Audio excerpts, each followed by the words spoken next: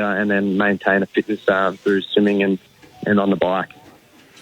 You would have got a good look during the training sessions that you have had about Josh Bruce returning to the defensive group. How's that been for him?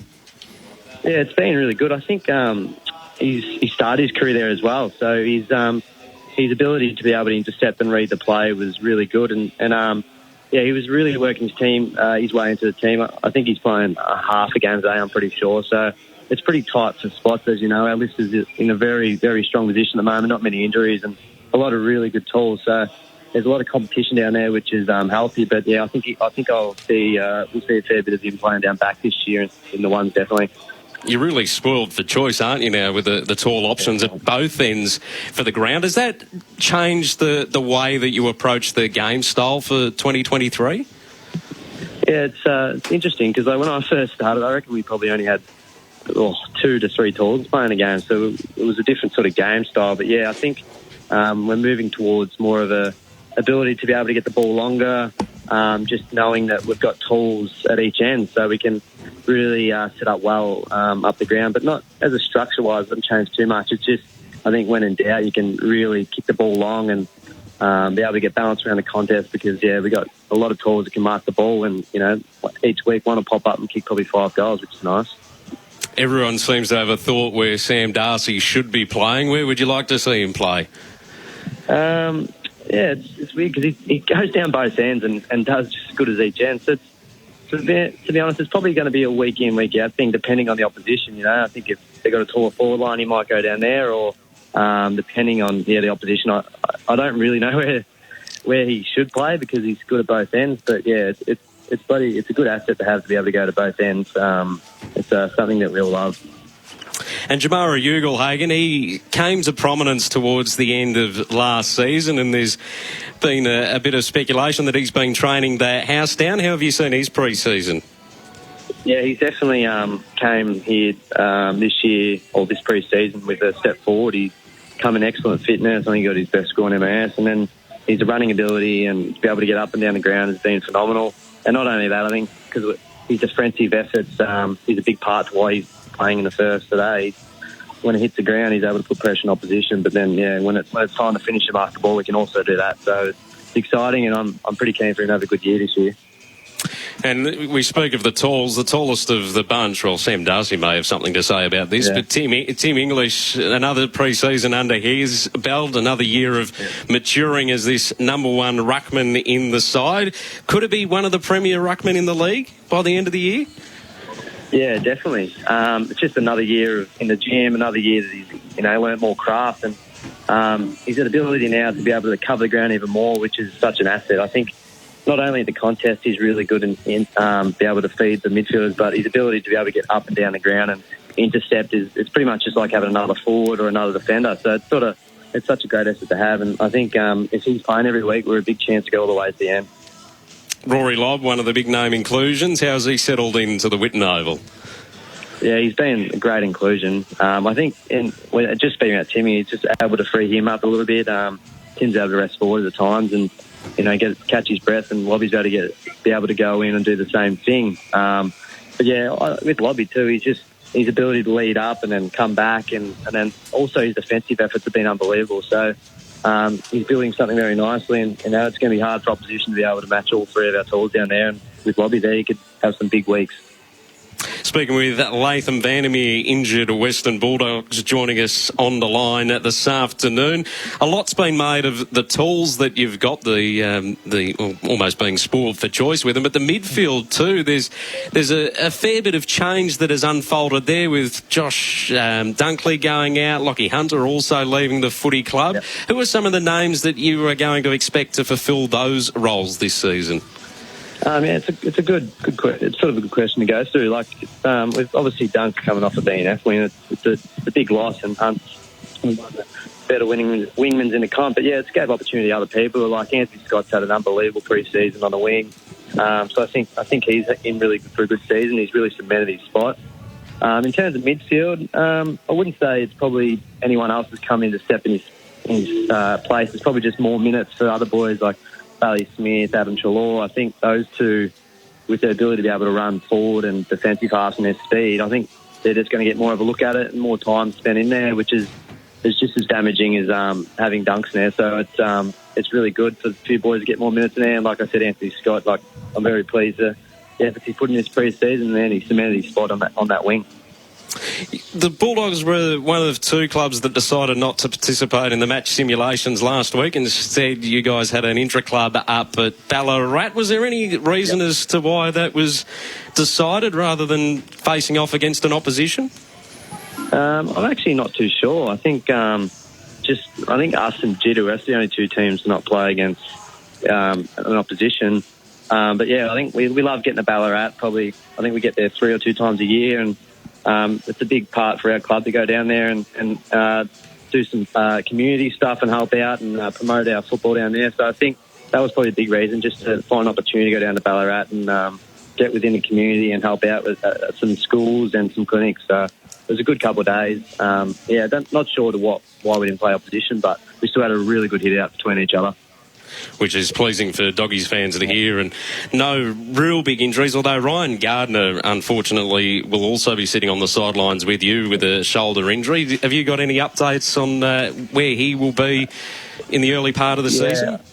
I think he just had surgery just to fix a couple of loose things in his elbow. As we all know, he's had quite a rocky sort of start last year with a couple of his AC joints and his obviously elbow, but yeah, he was training really well. But I think he's a 5 weeks to 4 weeks just with his elbow having surgery. So I think we'll probably see him early on in this season, probably round 3 or something. So it's not too bad, just a little setback. And there's a report, Sam Landsberger on the Herald Sun was reporting that Cody Waitman might be a late withdrawal from this afternoon's game. Have you got any news on that we could put you on the spot with this afternoon? Yeah, there's nothing too wrong with Cody, just a little bit of tightness in his I think his right adductor, so it's better to just see him out for today, but that's only just so no risk for round 1. He'll be available for round 1, but I think you're not going to take any risk going 2 weeks in a round 1. So yeah, only a little setback, but he'll be fine by round 1. Latham Vandermeer from the Western Bulldogs joining us. Before we let you go, Latham, what is the ultimate expectation for the Western Bulldogs this year? You've been there or thereabouts for the last couple of seasons. It was a disappointing way to go out in 2022 against Fremantle in the elimination final. What's the expectations for 2023? Well, ultimately, any team wants to come away and win the premiership. So that's probably the main expectation. But I think it's just a week-to-week basis to be able to just tick off the boxes in terms of what we want as a team. And I think if you go in the mindset to be able to do what you want as a team and a collective, you usually come away with a win. And with the list they got, everyone just plays a role. I think we'll be there come the end of September. Ultimately, just every week we've just got to take it week by week, and I think bring our best. And I don't think many teams can get near us. So it's a very exciting year for us all, and I think we can be there at the end of September. And hopefully you're a part of it in the not-too-distant future. Good luck with your rehabilitation, Latham, and thanks for joining us in the lead-up to this afternoon's practice match. Thanks, fellas. Appreciate it.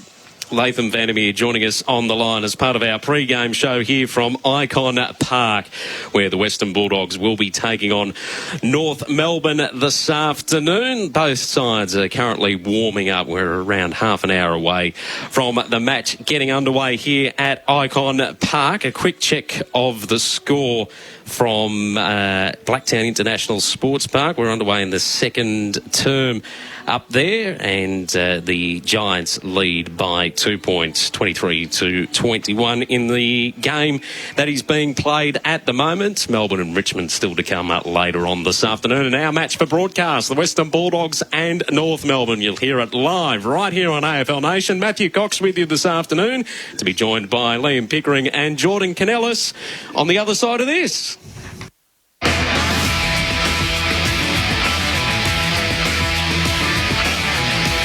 AFL Nation's pre-season coverage for the McValue bundle at Macca's and for Elders for Australian agriculture. 40 crispy chicken McNuggets are for friends. Together with tangy Cajun sauce, close friends only. Pick up juicy chicken and tangy Cajun at Macca's drive-thru today. Select items available for a limited time. Looking for a pocket change mobile plan? Then make the switch to Mate and take advantage of Mate's unbeatable mobile offer where you pay $1 per month for the first 3 months. That's right, $1 per month for 3 months. Each plan includes unlimited talk and text to standard Aussie numbers plus 500 gigabyte data bank. And best of all, you can keep your own number. To sign up, visit letsbemates.com.au or search Mate online. The track saw you've been looking for is here. Introducing the new Milwaukee M18 Fuel 165mm track saw for clean cuts and a clean job site. The new track saw delivers the power to cut solid hardwoods, portable precision and effective dust management. Make every cut count, even in the most challenging finish, fit out and cabinet making applications. Buy your M18 Fuel 165mm track saw from your nearest Milwaukee authorised retailer. Milwaukee, nothing but heavy duty. At Elders, we're for finding your place in the world, whatever kind of place that may be. From the inner city pad to the boundless family farm, for fresh starts, sea and tree changes, for the search and the sail, for the experience, yours and ours, for realising the dream no matter what it looks like. Elders, for real estate. For you. Sometimes needing new tyres can catch us by surprise. That's why Tyre Power gives you the power of zip pay and zip money. You can get what you need now, get back on the road safely and pay for it later. Terms and conditions apply. So visit tyrepower.com.au or call 13 21 91. Get it right the first time with K-Rain Irrigation. K-Rain is the landscaper's choice when it comes to professional irrigation supplies. With a wide range to choose from and available at leading hardware stores. K-Rain, the landscaper's choice. Visit k-rain.com.au. Harvey Norman, your premium Optus dealer. Get the new Samsung Galaxy S23 128 gigs 5G for $0 up front when you connect to a new Optus $69 per month SIM-only plan for 24 months. Ends March 6.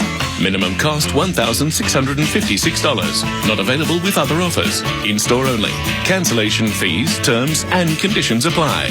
Harvey Norman, your premium Optus dealer. Melbourne Greyhound Racing doesn't get more exciting than at the Meadows. With racing every Wednesday afternoon and Saturday evening, you can also treat family and friends and enjoy the friendly atmosphere at their City View Bistro. Come and dine upstairs every Saturday night from 5 p.m. and check out their upgraded dining area. Enjoy their new menu with kids and seniors options, including drinks packages, all while enjoying the best seats in the house. Your dining pleasure awaits at City View Bistro. Call 9355 5222. Bookings essential. This week on sen.com.au, check out the podcast from... Good to have your company on the sounding... Don't Shoot the Messenger with Caroline Wilson and Corey Perkins. Gerard Waitley. On the Waitley podcast today... Yawning on the road, the only way to address fatigue is by sleeping. Make sure you're well rested, take a 15-minute power nap if you're feeling drowsy, and plan to pause from the road at least every 2 hours. A pause from the road might just save your life. A message from the TAC, drive safely for everyone. Order the McValue bundle at Macca's today. A choice of your favourite burgers, together with fries and drinks for just $26.95. Did we just find something the whole family can agree on? Available between 10:30am and midnight at participating restaurants. See our website for details.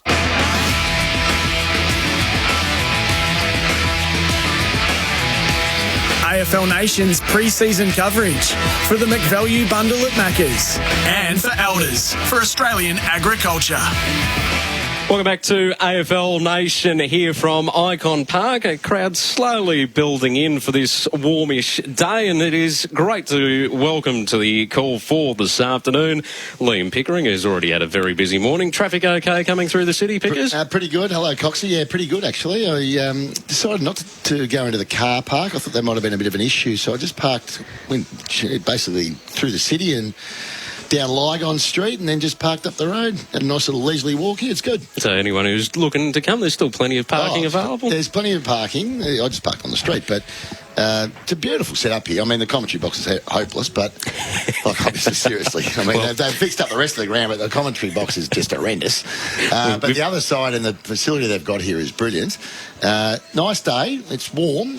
You'd have to say that, but I don't think it's going to be over hot. No, we have turned the air conditioner on though here in the commentary box. Well, we've opened the window and the door and tried to get the breeze through, which isn't really working. Nah, fair enough. It doesn't look like there'll be a huge crowd here, but good opportunity to have a look at. I saw North Melbourne Friday. I thought they were quite impressive actually against Richmond. Arden Street on a windy old hot day, but first time we get to see the Dogs, and they've gone and got some tall recruits. So we'll see how that all steps up today. We certainly will. There's a number of questions for both clubs, really, isn't there? There's as we were chatting with Latham Vandermeer before, there's how will their defensive unit look this year with the tools that they've got? Liam Jones comes back into the side. Josh Bruce has been flicked down there.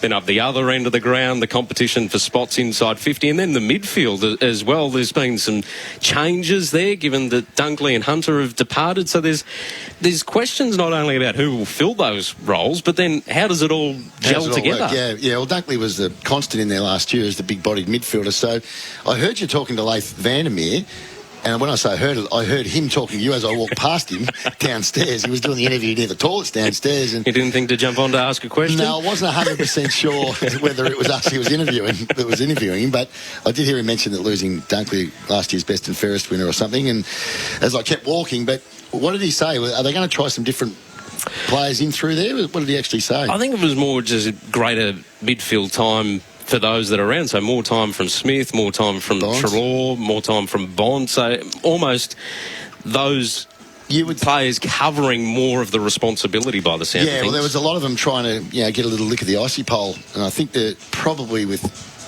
too many, if you like. A lot of players being forced to play in other positions. So by losing those two, and Hunter predominantly played on the wing, I would think that it'll give really good opportunities for the pace of Treloar and Smith, also the class of Bontempelli, and a couple of those others that they can run through. Libber's a constant inside mid as well. So it'll be fascinating to watch what they do today with these tools as well, because the areas of concern we've always known with the Dogs have been their key defenders. Alex Keith was pretty much a lone man. I mean, Gardner is down there as well. Jones comes in. Will Darcy go back? They might have some tall aerial support. I think they've got a pretty good list. So you alluded there last year it was the midfield that all wanted the lick of the ice cream. Is there a risk that that's going to happen with all these tools? In the forward line? Well, both ends of the ground. I think in the back line they'll be fine. That's what they needed. They needed some stability down there. But, interesting. Darcy, I think, will play behind the ball. He's just such a talented young player. Jones can only play one spot, really, and that's full-back. So, where does Keith line up in that? Where does he sit now in the group? Lobb's a big inclusion forward. He'll be the second ruckman. I assume he doesn't like rucking, from what I believe. English has obviously had a terrific year last year. They've got Norton up there as well. So, and Jamara. So I don't know where that leaves Josh Bruce, because they've got a lot of tools. In defence, you think? That's where he's been training, and that's where he'll play today, according to Latham. Okay, well, we'll see how he goes. I don't know if he's got the mobility to be a real key defender, but we'll see. The North, on the other hand, there were some exciting patches last week against Richmond. Yes, it was a hot, windy day, but, obviously the new recruits, in particular Harry Sheasel, thought was very exciting. I'm looking forward to seeing how North go, and they'll be a better team under Alistair Clarkson. It's a guarantee that's going to be the case. So, it's exciting for North. So what do we look for today from then? They're coming up a Bulldog side that does have quite a strong list, quite a bit of depth. It's going to be a better test today because, one, the conditions are better. Two, they're playing a team, I think, that will finish higher than, say, Richmond, for example. And that's no knock on Richmond. I think Richmond will be a really good side again this year. But I just think this ground will suit the way, obviously, that the Bulldogs play. I mean, it's a beautiful day, really. There's hardly a breath of wind. So I would think that they'll be moving the ball pretty quickly today. So North might be under siege at times. It's a practice match, so they'll try different things. But, they've got a very, very good coach, and that'll make a huge difference to this young group. How important, given that it was only 2 points against the Tigers, so there's a bit of confidence they got a bit out of that, yeah. How important, then, is it to extract some confidence from this encounter and not let the game blow away and be demoralised heading towards round one? Well, we have seen that in a couple of the practice matches. In the first practice match compared to this weekend so far, a couple of teams that didn't perform so well in the first game are much better in the second game, and vice versa. Some that played really well in the first game were poor in the second game. So it's dancing with your sister stuff, this. I mean... Do you like the fact that we've had last week where it was incredibly hard to try and get a gauge and a read on anything, given there were 8 terms, periods, you can't call them quarters, whatever they were. That was weird last week, but that's okay. And then this will be better today. I mean, this round of footy's been better already. I thought St Kilda were terrific yesterday in their game. They were really good. So, and yet they were written off earlier in the week. Well, correct. So that's what I mean. They played against Melbourne the first game. They looked poor, but Melbourne looked great. And then, obviously, they came up against Eston and they played really good footy. They were excellent. I mean, I'm not expecting them to make the finals, don't get me wrong. I think they'll be in the bottom half of the 8, but bottom half of the table, I should say. But we have seen a bit. Brisbane were impressive against Geelong. Hawthorn thought were much better against Collingwood. So I haven't seen a huge amount of it. Any of those games that were on when the cricket was on, I was pretty much tuned to the cricket. But what happened in that, just as a matter of interest? It was awesome. It was so good. Finally. I loved it. Just loved it. But anyway... Don't love the fact we can't go home and watch the end of it this afternoon. That's all right. It doesn't interfere with my maths tomorrow night anyway. I can get back on track. I can get back on track until next Friday when the next test starts. But anyway, no, it's a good opportunity to have a look at some quality football today. And the young North Melbourne side who were poor last year, obviously, they were on the bottom of the ladder. Let's see how they go in this game against a team that, as I said, I think is going to be somewhere near the top sort of 4 or 5. Particularly with the talent that they've got at their disposal. Liam Pickering joining myself, Matthew Cox. Jordan Canellis was supposed to be en route with you. Well, I think I took Mr. Google Maps, and Mr. Google Maps took me through Carlton as opposed to Kingsway, which I would normally have gone, and I reckon it saved me 15 minutes. Zipper probably stopped for something to eat, let's be fair, and he's going to lob in there about 1:05, I'd say. Sorry, guys, I couldn't get a park. That's what's going to happen. Well, Zip... Because he didn't have a car park. I could have given him my car pass, to be fair, because I didn't use it. I'd like a bottle of water on your way up, Zip, if you're tuning in on the way through. It's hot as 80s up here. It is just nice and breezy, that is for sure. The Bulldogs taking on North Melbourne. It's not breezy, actually. No, I don't know why it's actually still and humid. That's what it is. The cobwebs are certainly going to be dusted off this afternoon. And we are sitting in cobwebs. My sister couldn't broadcast in here. She'd see those webs and say, I'm out, I'm gone. She's got a fear of spiders. No, we're out. So put it this way. Here are the umpires, here they come. It's certainly not the conditions we're used to at the MCG. Yeah, thanks for that. Well, sorry about that. I did have a Pepsi Max or two this morning, so now it's about getting the hydration up. I've just been carrying the fort here for the last hour. Well, I actually looked underneath to see if I could grab myself a hot dog or something, but there's nothing open underneath, so I think you have to go way on the other side. So anyone who's at the ground, we're looking for supplies in the commentary box. You're going to have to climb about 8 levels and basically get through cobwebs, and then we'll be right. Agatha Christie's The Mousetrap is now playing till March 26 at the Comedy Theatre. Don't just see it, solve it. Book at themousetrap.com.au. Yes, SEN app is now compatible with Apple Watch. Download it today. 40 crispy chicken McNuggets are for friends. Together with tangy Cajun sauce, close friends only. Pick up juicy chicken and tangy Cajun at Macca's drive-thru today. Select items available for a limited time. At Elders, we're for finding your place in the world, whatever kind of place that may be. From the inner city pad to the boundless family farm, for fresh starts, sea and tree changes, for the search and the sail, for the experience, yours and ours, for realising the dream no matter what it looks like. Elders. For real estate. For you. Australia's most popular hose reel is now at Bunnings. The Holman retractable hose reel is the perfect watering solution this summer. Grab yours this weekend. The Holman retractable hose reel. Australia's most popular retractable hose reel. Available at Bunnings. Tired of overpaying for your mobile plan? Make the switch to Mate and experience unbeatable value. For a limited time, enjoy $1 per month for the first 3 months of your mobile plan. That's pocket change, mate. Each plan includes unlimited talk and text to standard Aussie numbers, plus a 500 gigabyte data bank. You can even keep your own mobile number. Visit letsbemates.com.au or search Mate online to sign up and start saving today.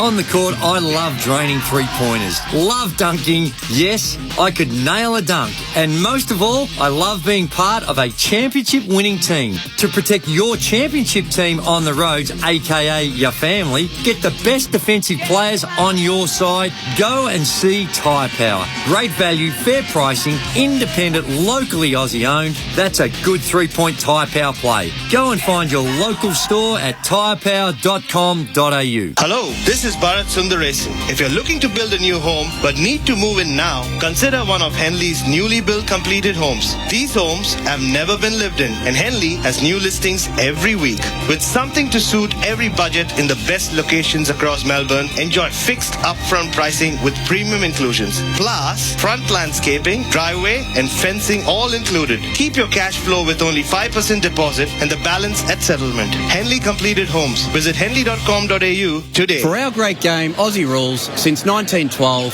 the AFL Record has been its most iconic publication.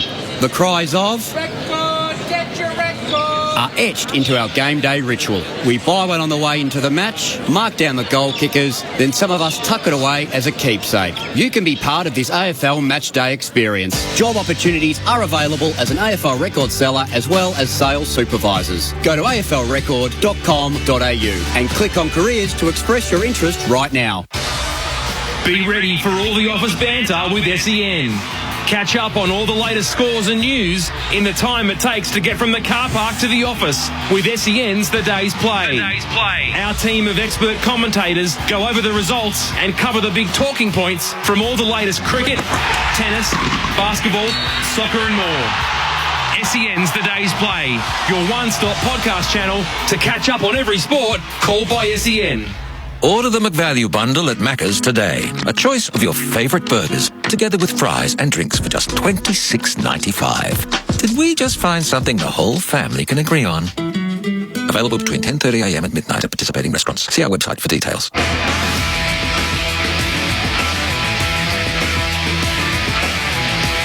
AFL Nation's pre-season coverage for the McValue bundle at Macca's and for Elders for Australian agriculture.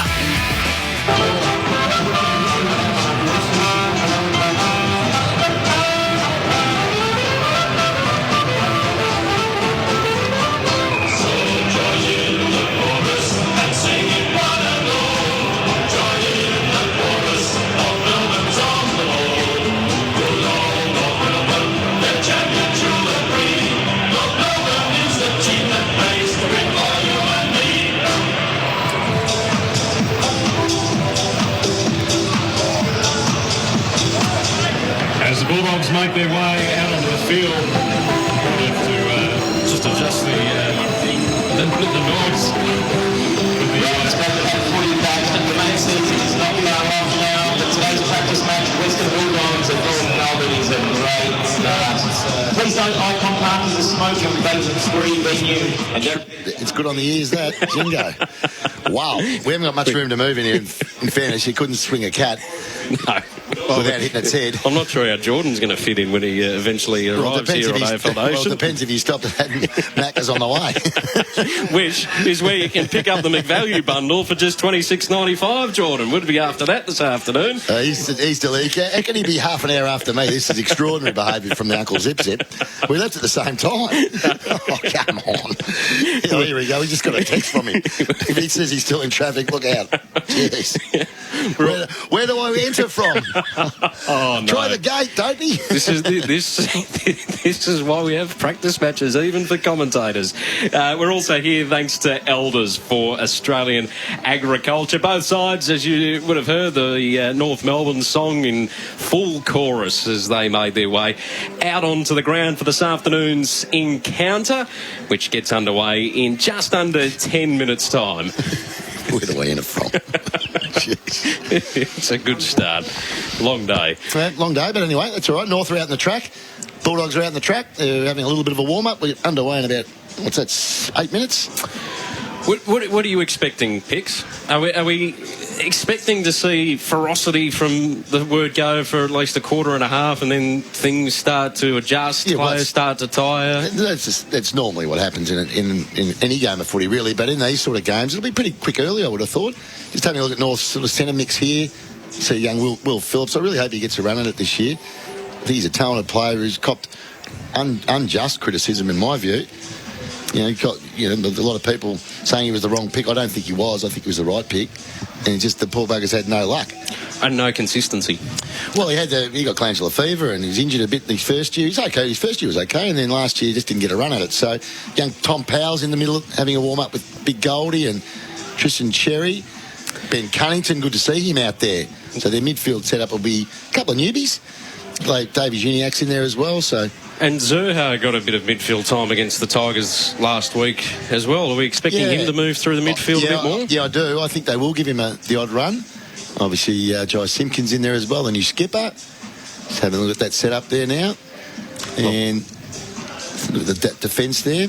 Ben Mackay, of course, really talented player. Zeeble in defence again. And we look up the other end of the ground where the Bulldogs are currently warming up there at the Royal Parade end. They're a long way away. That's why I'm going to the north end, because they're right in front of us. And the midfielders are warming up way over the other side. Doesn't help us at all. Although the Guernsey with the white collar this year, I don't mind that. A bit of tradition coming back to the Guernsey. Yeah, well, I don't mind it either. I used to play. When I first got to the Cats, we were wearing collars. A lot of blokes would just rip them off and just have it without the collar, but collars were on the jumpers back then. This isn't as pronounced. I think it's just the collar around the neck, but it is. Yep. I'm going to be fascinated what they do with these talls, where they all start, and which one of them are playing. I mean, I haven't got the final teams here yet, but I see Jamara out there and Norton, of course. Cody Waitman, for those just tuning in, won't be playing this afternoon. So the adductor issue that he had coming into this encounter, which kept him out of the intra-club last week, he's still not quite right with that. It should be okay for round one, is what Latham Vandermeer told us earlier when we had a chat with him in the pre-game. So Cody Waitman not participating today. And as you said, I wonder how dry they're going to keep the powder for the Western Bulldogs. They're going to give us what they got today. I've got no doubt. It's the first time we've seen them, so I think what we see today is what they're going to be trying to bring into round one. I think there's no more warm-ups. Is it trial and error, though? Do you think if something's not working today... Maybe. There may be a little bit of that, but I doubt it. I think this will be nearly how they line up will be pretty much, I think, how they'll line up in round one. Unless, obviously, apart from injured players that they'll bring back in. But, if you see Darcy and Jamara and Rory Lobb in the forward line, you'd think that's how it'll start. But, Luke Beveridge is like. I mean, he flips and changes his team all the time. So, he doesn't get just fixed on one way to play. He plays a different way. So, it's a big year for the Dogs. A little bit of a drop-off.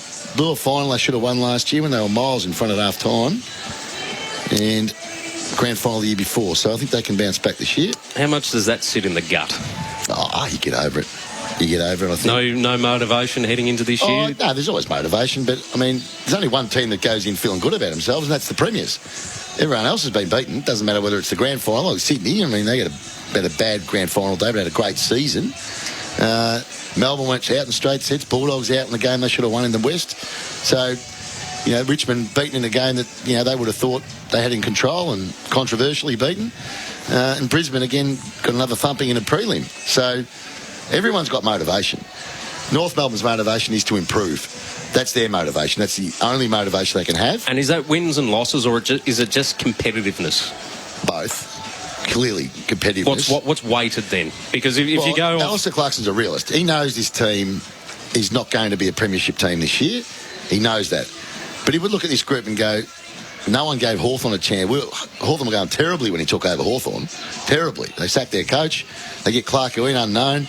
Within 4 seasons, they win the flag. So it can happen quick with a good coach and a good structure around you. And I think North have had... their last couple of coaches haven't worked. It's as simple as that. I mean, so it's a 3-year waste, really. And now they get in what I think is probably the best if not the best coach in the last 20 or 30 years. Well, right up there. I do think that there'll be an improvement. How many games did North win last year? 2. Yeah, well, I reckon if they'll win, I reckon they could win 5 or 6. And I think that's a good improvement. If you look at where they are now and you step through, what's naturally going to happen? 2 wins, they'll get more than 2 wins. because there's a few at the clump at the bottom, and on a day, North can get hold of you, like everyone can. So got West Coast at Marvel round 1, which is the team they beat early on last year. Yeah, which I don't count. Right. Well, I do because they won, but West Coast had a whole heap of, late, thrown in at the last minute, all those COVID issues, and they were pretty competitive, West Coast, that game. I broadcast that game. So, and then after that, it was pretty slim pickings.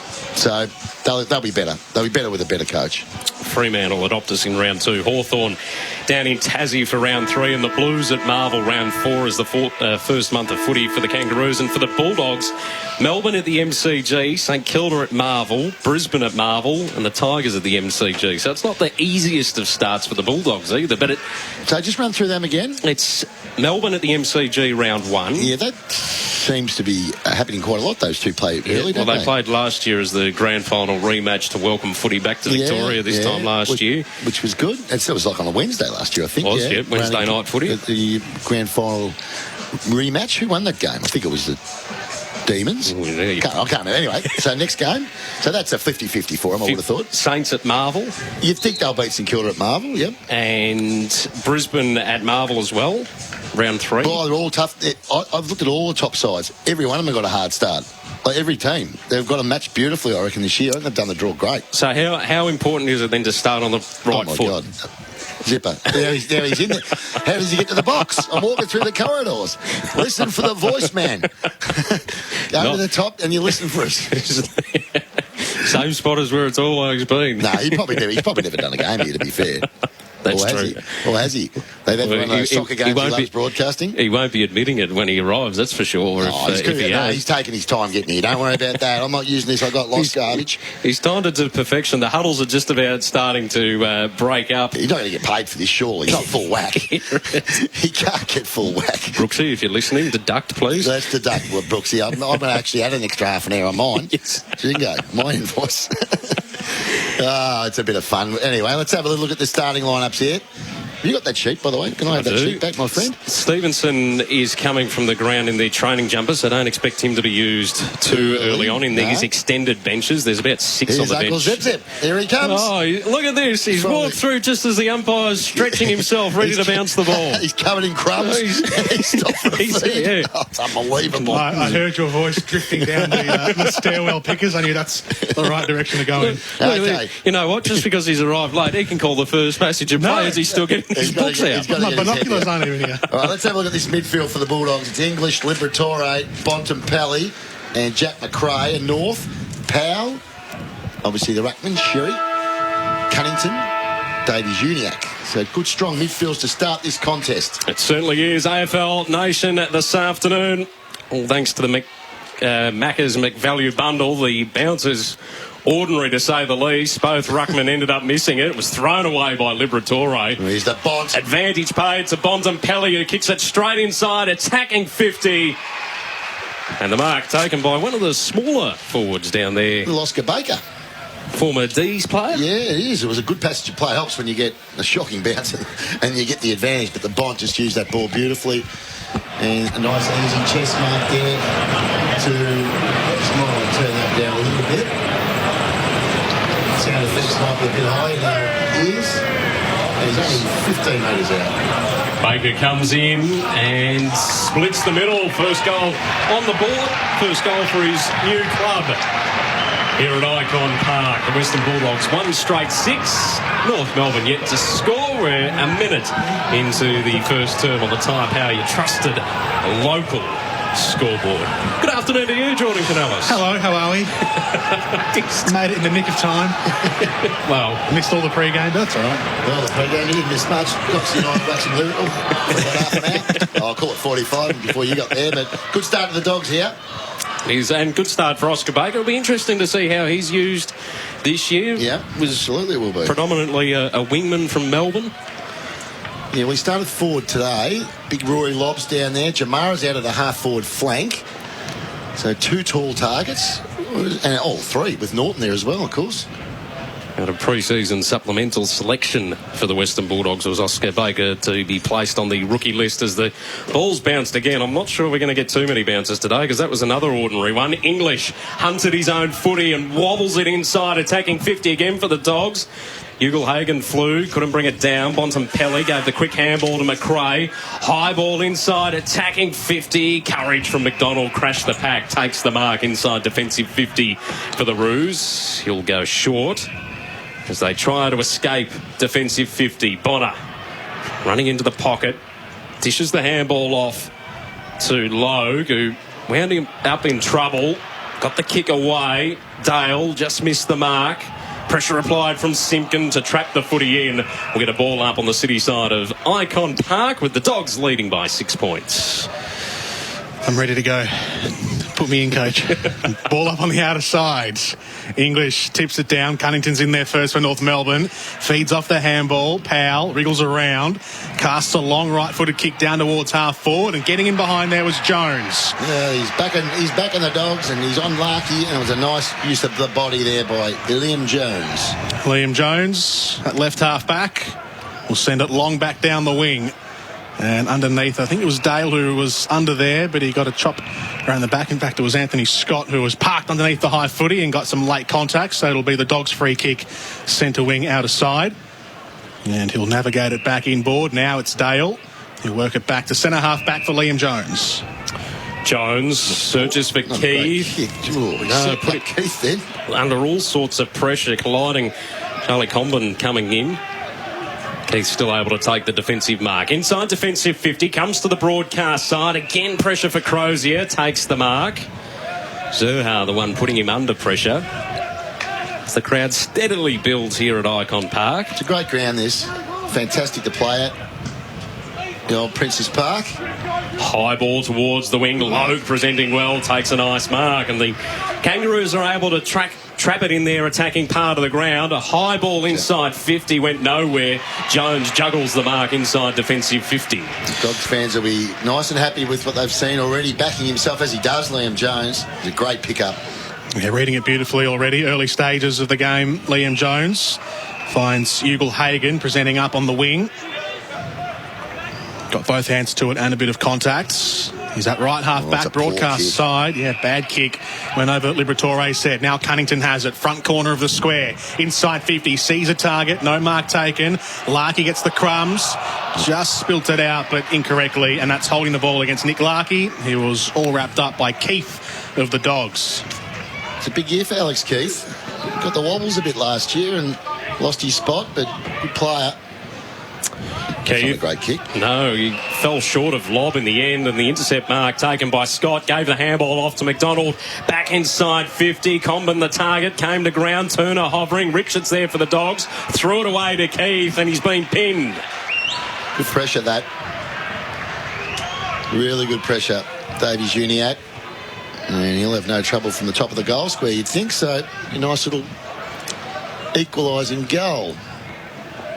Directly in front, kicking to the Lygon Street end of Icon Park this afternoon. And that's been in the last couple of minutes. Small sample, I know, but they've trapped the ball in their attacking half of the ground, North Melbourne. Yeah, they've set up a good zone, that's why. Given themselves an opportunity as Luke Davies-Uniacke converts for their first of the afternoon, and it's 1 straight 6 apiece on the Tyre Power, your trusted local scoreboard.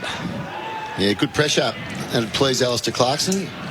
Gets locked in there. He's trying to lock it in as much as you can. A goal apiece early on a day that's pretty good for footy, really. Take away, it's a little bit warm. It's a nice day. 28 degrees it is at the moment. Yeah, a couple of turnovers by the Dogs in that little passage. Keith and Ugle-Hagan turn one over. So 1 straight each in this opening term. Back into the centre. It'll be Sherry and English in the ruck. Cunnington matched up on Treloar. Davies-Uniacke on Liberatore. Lenny Glufus doing the umpiring work. Puts it into the ground. Good bounce. Sherry missed it. Cunnington fell over the top of the footy. Treloar goes foraging down underneath. And we'll have a secondary stoppage in the middle. They'll be happy to get a full season. Sorry, Zip. They'll be happy to get a full season if they can out of Ben Cunnington, who sadly missed early last year. Sherry left it behind. Liberatore goes inside 50.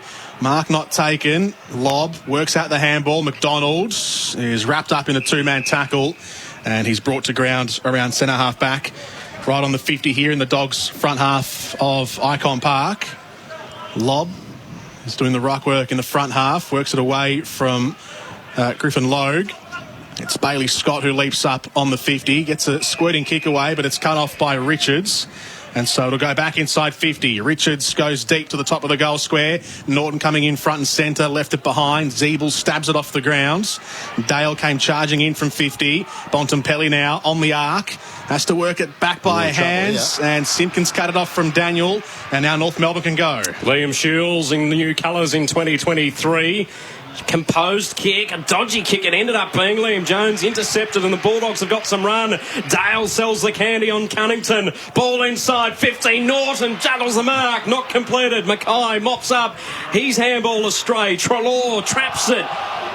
Got rid of it cleanly, according to the umpire. It's now in dispute. Bontempelli, the look-away handball.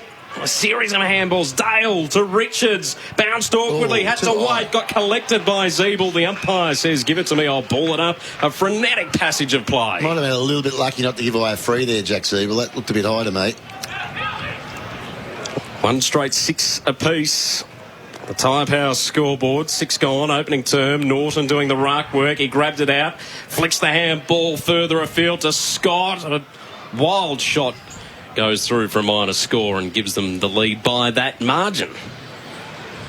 117 plays 1 straight 6, all thanks to Tyre Power, kicking goals with quality Falcon tyres.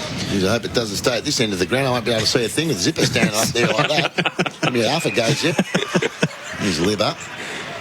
Gets it inside 50. Liberatore hit McRae, who had to stoop down low, getting on hands and knees to three in the pocket here, Zip. Scoop in the mark. He's a bit stagnant. McRae's gone off his mark. He got tackled as he kicked. It's a wobbling ball into the pocket. Lobb brings it down. Scott tried to paddle it away to Baker. Leaving it behind there in the pocket was Shields. Just flung a handball at the last minute. And now Zeeble, it's a hospital handball. He's sat underneath. They're at full back here in North Melbourne. But Bonner slips over, scrubs a kick away. Scott's dropped the mark. They're in with a chance here again. Here's Williams. Hands off to Treloar. Steadies. Left foot kick around the body is through. Well, North Melbourne were skidding around on the last line of defence, and that continued frontal pressure from the Western Bulldogs drew a number of errors, and then finally Treloar was able to convert, and the Dogs extend their lead. It's 2-1-13, the Western Bulldogs, North Melbourne, 1 straight kick. We've played almost 10 minutes in this first quarter. Yeah, there's a goal because of a couple of errors from North Melbourne. The slip in the goal square didn't help, and then a rush kick, and then a drop chest mark by Scott, and a bit more composure by Adam Treloar resulted in that goal. Around the grounds this afternoon up at Blacktown International Sports Park, the Giants taking on the Suns. 7-6-48 the Giants, leading the Suns 6-3-39 that game at half-time. Was that a 1 o'clock game, was it? 12 o'clock. Oh, 12 o'clock, sorry. Time's only 1 o'clock now. You missed that first hour. It was a bit of a blur. Good hour on radio. Lob down to the ground, doing the ruck work against Sherry, able to flick it out to Phillips, and the Roos go forward. Good mark. Roger. Takes the intercept inside defensive 50. He's on a player that's got great promise, Paul Curtis. Who applies the pressure as Crozier gets the kick towards Bontempelli on the outer side, over his head. Baker there in support, flips it back in. Scott sends it down the line to Norton. He takes the mark just outside 50. Young Sam Darcy on here. Goes in that direction. Darcy was probably a step or two back. Liberatore at the fall of the footy. His kick smothered. Offhand, Zerha inside defensive 50 for the Roos. Tried to take Norton on, and it was too much for him to deal with. Norton to get the free kick on a 45-degree angle, 40 metres out. Gee, they're tall in the forward line, the Dogs. They got 4 talls in there. Norton, Darcy, Lobb. Jeez. Who's the other one? Ugle-Hagan. Ugle-Hagan. Yeah, look at them all. They're to the Giants. It is. And it was Libber doing the roving work, as well as Norton comes in and splits the middle. So 3-1-19, the Dogs. They lead the Roos 1 straight 6, almost 12 gone opening term, all thanks to Tyre Power, your trusted local. It's AFL Nation for the McValue bundle at Macca's and Elders for Australian Agricultural. Liam Pickering alongside Matthew Cox and Jordan Canellis this afternoon. Great pressure again. Yeah, Luke Beveridge would be really happy with the intent of his forwards. When they're so tall, you'd think he can get it out of there pretty quick, but Gerhard went to break one too many tackles and Norton was on him in a flash. They've got all those tools in the forward line that you mentioned. They've got Keith and Jones playing in the back half today. Plus, Ryan Gardner's out with an injury. Josh Bruce isn't in the team either. The tool department for the Western Bulldogs has been an area of a bit of consternation the last couple of years. They cannot get it wrong this season with the utilities they've got there. In the middle, Lob doing the ruck work in the centre, bashed forward by Bontempelli, swinging a fist at it, up towards centre half forward at dribbles. It's in a contest now. Perez sticks his head over the footy. And free. Yeah, North Melbourne free here. Gee, I'm looking forward to seeing young Artie Jones go around this afternoon. He's out on the ground at the moment. He's exciting. Hasn't played a senior game yet. Arthur Jones has lit up the VFL, though, for Footscray. His highlights package is enormous. Ball's gone out of play off the kick from Perez. Boundary throw in, dead centre wing on the far side. Sitting in front of us down here is the director. Likes to be called Anthony Stevens these days. The director. Yeah, I saw him.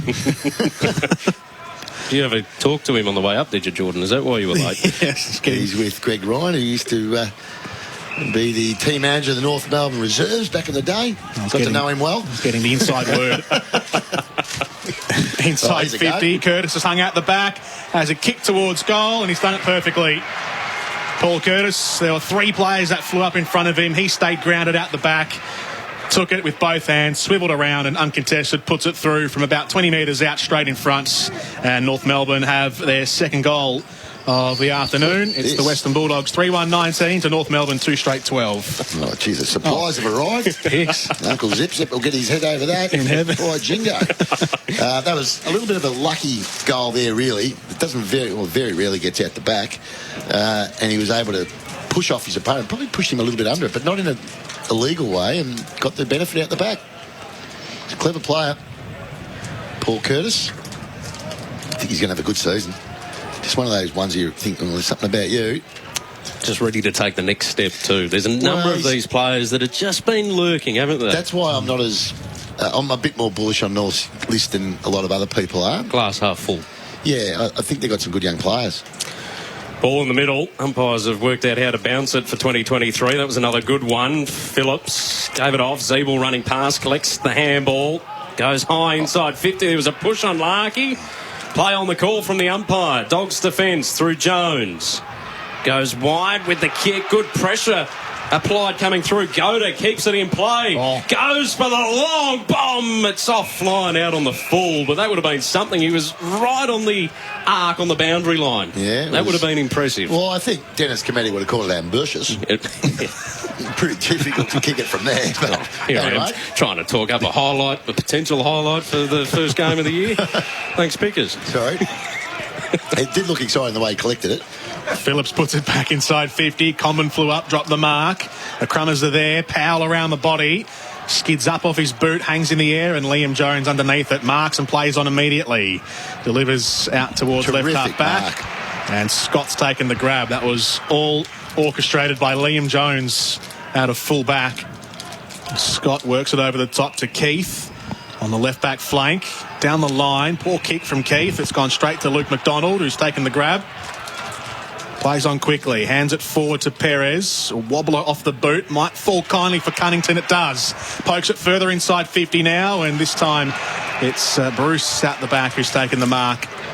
And he fires off a handball quickly to Dale, and the Western Bulldogs can hold it comfortably in their defensive 50. A little bit too unselfish there, Ben Cunnington. I think he probably should have had a ping himself.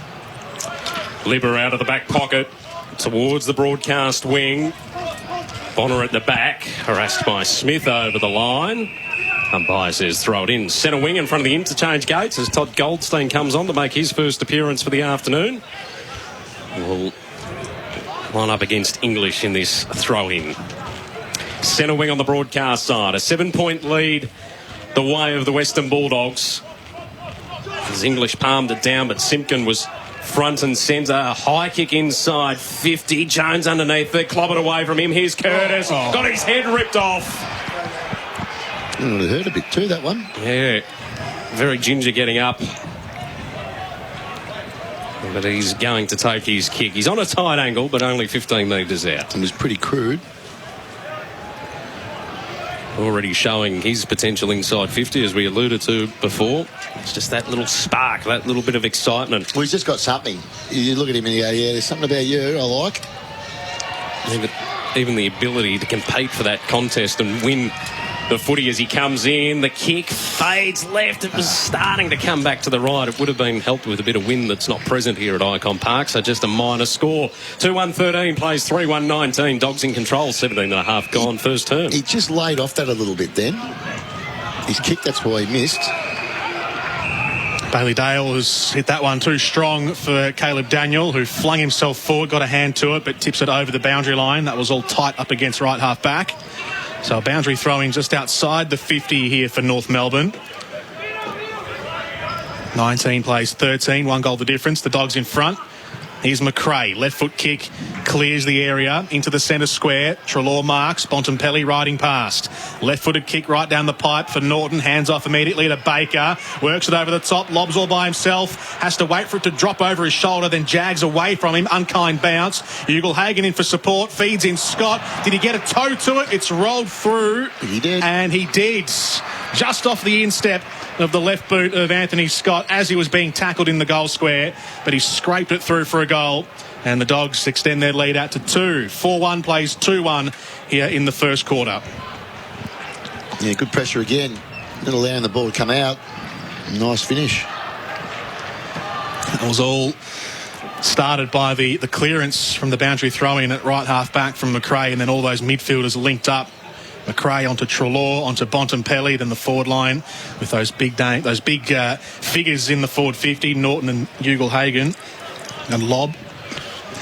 Coxie and I were talking about it, Zipper, before the game, and whether this is a day to trial some things. Well, I think when you see all those 4 tools in the forward line at the same time, I think that is a trial effort. They're not going to do that during the year, you wouldn't think. But seems to be working at the moment. It's working okay at the minute, but North are going right at the stoppages. They are. Cunnington wins this one inside attacking 50. Zerha crashed into Curtis. It came off hands. The goal has been kept from Harry Sheasel. Great finish. But there's some casualties behind play. They eventually all get to their feet. Curtis was the one that copped it the most, but Sheasel gets his first of the afternoon, and the margin's back to 6 points. Yeah, that would, whilst it was... You could see it coming from a mile away, what was going to happen, and poor old Curtis has come off second best, but Zerha hit him hard. But jeez, what an opportunist. The minute it hit the ground, he was away. Nice finish. And great positioning. Oh, yeah, for a youngster that's come into the team. That's he has got those smarts, and they're very excited about Harry Sheasel. Everyone's wild about Harry at the moment. You know what that's from? No, I don't. I'm stumped. Too old. Younger vintage Coxie and I here. There was a chuckle. There was a chuckle from the back of the box, so I'm assuming it's from something prior to the 1989 era. Yeah. Right, they've got the clearance this time, the Bulldogs. It was Smith to Ugle-Hagan, feeds it off to the inside. Darcy clips it towards goal and hits the inside of the posts. It's amazing how much, we've already seen it in this game, but in a general sense, win the centre clearance, you give yourself such an opportunity. Gets in so quick with the 666. That's why you need good centre clearance players. 4-2-26 to 3-1-19. The Dogs up by 7 points into time on, and Cunnington on the outer wing. Gives the handball off to Sheasel, who's on the defensive side of it. Chain of handballs to Davies-Uniacke, and now Scott running along the boundary. Just got a little push as he tried to place the kick, and that unsettled his rhythm, and the ball trundles out of play. But we're in the attacking part of the ground for North Melbourne. We've certainly been competitive early stages of this encounter. It's positive signs for both sides as Smith gives the handball off to Bontempelli. A high kick, Mackay underneath it, got a fingertip to it, bounces out the back. Bonner and Ugle-Hagan, an interesting encounter. Bonner happy to see it over the line to throw it in half-forward flank out of side for the Western Bulldogs. They lead 4-2-26, North Melbourne 3-1-19, all thanks to Tyre Power, your trusted local. It's a pre-season game, 3 of them today. To finish off the practice match period of the pre-season. Ball thrown in, Bontempelli over to McRae, wobbling kick inside 50, but what a great mark that was by Darcy. Under a bit of pressure, had some contact from both sides, but held the mark about 35 metres out. Got his big frame in front. He's still, when I say big frame, tall frame, he's still quite lean, but has a lovely sticky hands. Good mark. His first couple of games last season when he came into the team were in defence, finished the season in the forward line. And now this right-footed strike from Sam Darcy is straight down the middle. He has his first goal of the afternoon. And the Western Bulldogs looking very fluent once they move it past halfway. Darcy has his first and the Dogs have their 5th. It's 5-2-32 to 3-1-19 in the first quarter. Yeah, lovely mark. Geez, if he can start taking contested marks, he's going to be a handful. He's a big, big, big boy. What's he listed at now? Has he grown a bit? He's only a kid. He's listed at 208. So he's basically Max Gawn's height. Going to be a handful when he fills up, when he grows up. Real handful. And so mobile too, for someone of that size. Absolutely. The thing that he hasn't really been spoken about as a ruckman. Like I don't think he'll have the physique. For that height, though, I mean, you'd think straight away ruckman, but all the talk around him's been key forward, key back. Yeah, well, I think because he's mobile. I think he might eventually ruck, but he might pinch hit. But well, Luke started. You know, he's pretty much a ruckman most of his career, all his good stuff in his career, but he took a while to get a body as well. Sherry won the tap down. North share it around. Curtis back on his feet. Puts it inside 50. Over the head of Larky. Cunnington at full forward. Comes out of the goal square. Does a dance with Jones. Wobbles it back in. Was looking for Davies Uniacke. Williams cuts it off for the Western Bulldogs. And they try and exit defensive 50 with some composure. Smith was wide with the kick to Baker. He takes the mark just in from the boundary line. Defensive side of the outer wing. 32 plays 19. Bulldogs leading by 13 points. High ball to the wing. Sherry had plenty of players around him, including Darcy, who wins the kick for the Bulldogs, searching for lob inside 50. McDonald running with him and running over the boundary line with ball in hand. We'll throw it in. 24 gone in this opening term, all thanks to the McValue bundle at Macca's and for Elders Australian Agriculture. Not too far away from the end of the first quarter. Boundary throw in inside 50. Push out, surely. Over the head of both Darcy and Log. And it's Davies Uniacke. Gives it back to Griffin Logue. Left-footed kick. It's a high one. Out to the wing. Sherry underneath it. Falls to Curtis. It's a good option, that. Yeah, puts it onto his left boot. There's only closing speed, though. Only one man inside 50, Cunnington, but Jones was with him, and that was great closing from Jones. English has it now as the reinforcements come in at centre-half back for the Dogs. Bruce is there. Oh, he's undecided. He was going to kick it 50 metres backwards. Goes to English instead. They're still in the centre square. Now they've got the out handball. Treloar to McRae. Left foot kick inside 50. Smith's the option. Lowe comes across. Pulls it away. Smith recovers for the Dogs. Feeds it backwards to Baker. Wants his right foot. Has a swing to the teeth of goal. Ugle-Hagan's there. Punched away by Ben Mackay. Rushing it through for a behind. Well, they were a bit uncertain to start with, but when they went direct, they went quickly, the Dogs. Just a minus score from it all. There's probably been one thing to notice from this first term. They haven't been confident coming out of defensive 50 at times, the Western Bulldogs. No, but I'll tell you, Liam Jones is going to be a real great asset this year, I reckon. Just his ability to back himself and get in front, play from the front. It's a great skill. Dogs were able to cause the intercept at half forward. Daniel inside 50, low desperation. Yeah, he bit off a bit more than he can chew, which he does at times. Daniel, he had Jamara, he could have laced him out. He went for the harder kick. Logue went to Zeeble, who went to Larky on the centre wing, was searching for Sherry, who let it bounce and allowed Keith to come in and knock it over the boundary line and out of play. Crowd's built up a bit. It is. It's your last chance to get a look at your team before round one. Saturday afternoon, if you've got nothing on, you barrack for North or the Bulldogs, you come along right in the middle of town, basically. Thrown in. Treloar and Scott battling for it at ground level. Ball popped out momentarily. Now Davies Uniacke is able to extract. Feeds the handball off to Powell, who goes inside 50. It's only Dogs there, though. Williams, the handball was too hot for him. McRae had to come in for support. It was a high tackle, and the Dogs get some reprieve inside, or just outside of defensive 50. 27 gone in this opening term. 5-3-33 plays 3-1-19, all thanks to tyre power. Here's Alex Keith at fullback for the Western Bulldogs. I'll go back and trace out his run-up. It's a kick into the very centre of defensive 50. It was just a few yards to the left of Ed Richards, who had to quickly get on the skates. Took the mark ahead of Cunnington. Now called to play on Richards, and he'll flare it to the near side for Jones, who marks at right half back. This is Liam Jones, two of them today. Liam in defence and Arthur, who we yet to see really, playing up in the front half. That live wire we spoke about earlier in the term. Liam Jones goes down to the wing. Arthur Jones is lurking, but North Melbourne have hands to it. A spiralled kick inside 50. Larkey went up one-handed. Keith out the back, helps it down to Daniel. Liam Jones again, stands and delivers. Swerves the kick across the face of goal and finds Keith. And so the Dogs will start again from in their own defensive 50. A year playing up in Queensland hasn't really affected Liam Jones. No. He looks very sharp. Josh Bruce at left half back. Moves it inboard to Crozier, who gets around Cunnington. Long kick down the wing. Mackay went up with one hand. Baker keeps it in the field of play. His handball ricochets off the shoulder of Ugle-Hagan. Baker mops up second time around. Williams over to Dale. Long kick to the edge of 50. Darcy parked underneath it. Off hands. Davies Uniacke mops up. Mackay's up there again.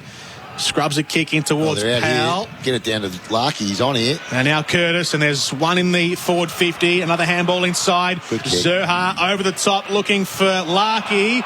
And he had Keith cannoning into him. Free kick advantage, and Larkey rolls it through from a metre out. Well, he was the man out the back, Nick Larkey. He was backpedaling as that ball was coming over his head. Keith went barrelling backwards into Larkey's chest. They were both backstepping, and then Larkey, the hand went out his way, mopped up. And North Melbourne have another goal. Their fourth of this first term. The Western Bulldogs leading 5-3-33 to North Melbourne 4-1-25 in the first term. Yeah, it was clever play by Larkey. He knew that Keith was running with the flight of the ball, so he only had to, with his eyes off the ball, so what he only had to do was really just initiate the contact himself. He was going to get a free kick, and that's what he did. And Alex Keith was thinking he didn't do much wrong, but if you haven't got eyes for the ball, it's just the easiest free kick you'll ever get. Just run at the player that's running at you, and you'll just take the free kick every time. He did that well. So margin at 8 points. Nearing quarter time here at Icon Park. Warm conditions this afternoon. Sherry, as the bounce will be recalled. It hasn't been the worst of them this afternoon. We do reset. Tossed into the air. English won the tap down. Smith on the end of it. Puts it to the top of the 50 for the Bulldogs. Zeeble juggling. Scott there in support as well. Gathers. Puts it to the wing. It was awkward for Curtis. Smith mopping up for the Dogs. Sends it back towards 50. Norton on the lead. Couldn't complete the mark. Trying to dance through was McLean for the Western Bulldogs. They still push it forward. And advantage paid to Norton. Simpkin bounced off his shoulder. We're inside attacking 50 for the Dogs. Liberatore tried to curl that around. Didn't get much distance on it. Comes off to Jones. And he pushes it to the right-hand side. A minor score. 9-point lead to the Bulldogs.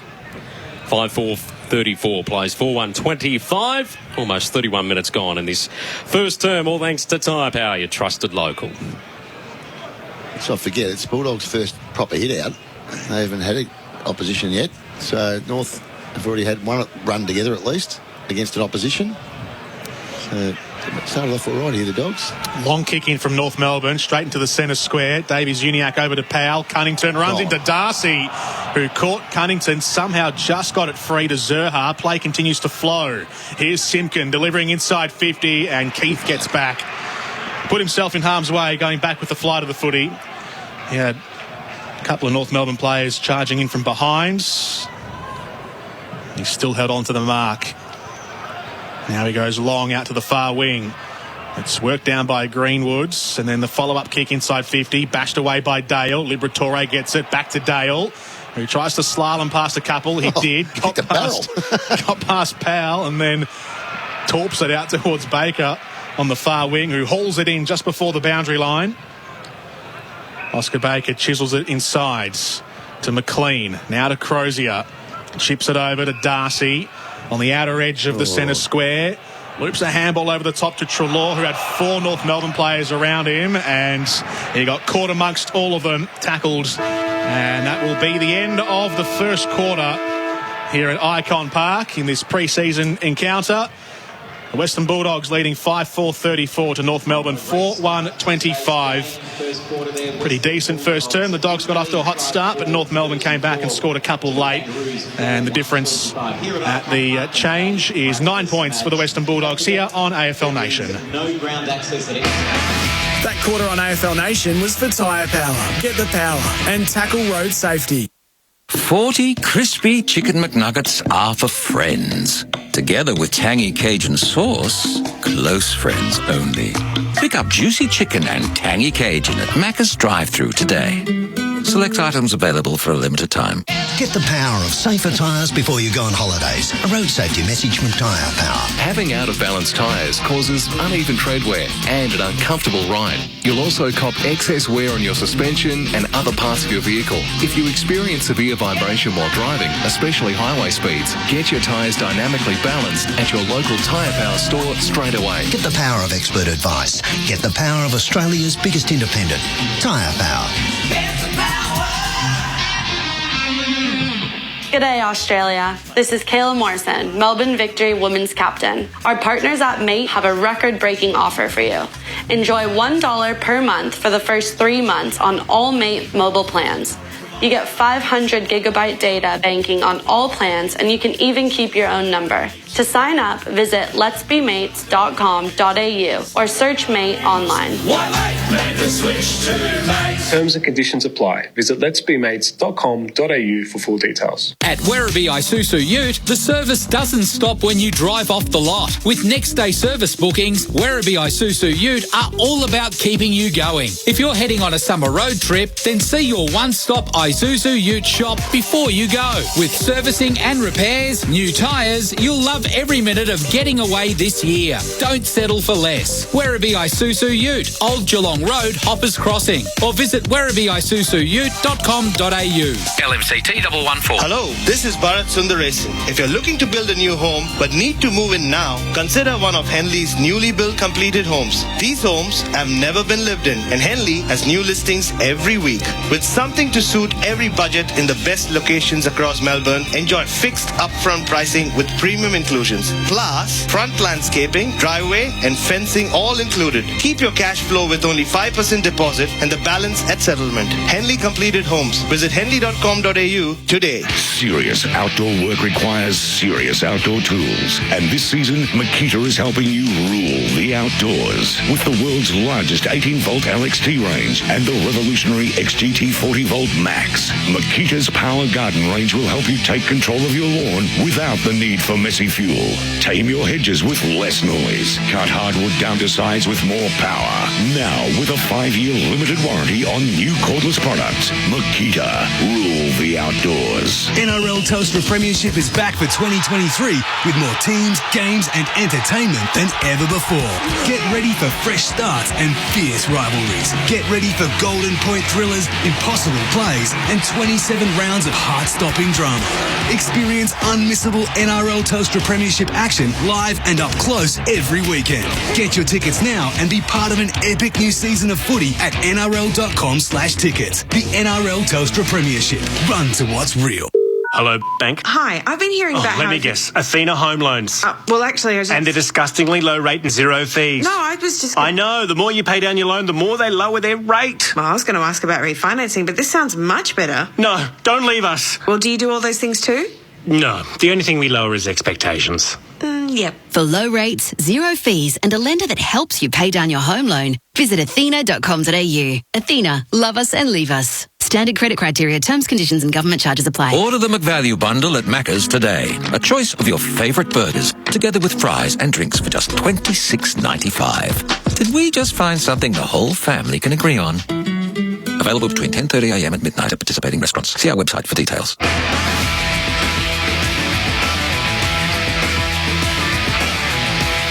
AFL Nation's pre-season coverage for the McValue bundle at Macca's and for Elders for Australian agriculture. Again, here's Williams. Hands off to Treloar. Steadies. Left foot kick around the body is through. Inside 50. Curtis has hung out the back. Has a kick towards goal and he's done it perfectly. Ugle-Hagan in for support. Feeds in Scott. Did he get a toe to it? It's rolled through. He did. And he did. Just off the instep. They are. Cunnington wins this one. Inside attacking 50. Zerha crashed into Curtis. It came off hands. The goal has been kicked from Parry Sheasel. Welcome back to AFL Nation for the McValue bundle at Macca's and Elders for Australian agriculture. Matthew Cox, Jordan Canellis, luckily, and Liam Pickering with us this afternoon from a very warm commentary box at Icon Park. It is. Air conditioner not working and Window's doing a lot of heavy lifting here. Yeah, well, get that breeze in. No, I reckon it'll be sacked after half time.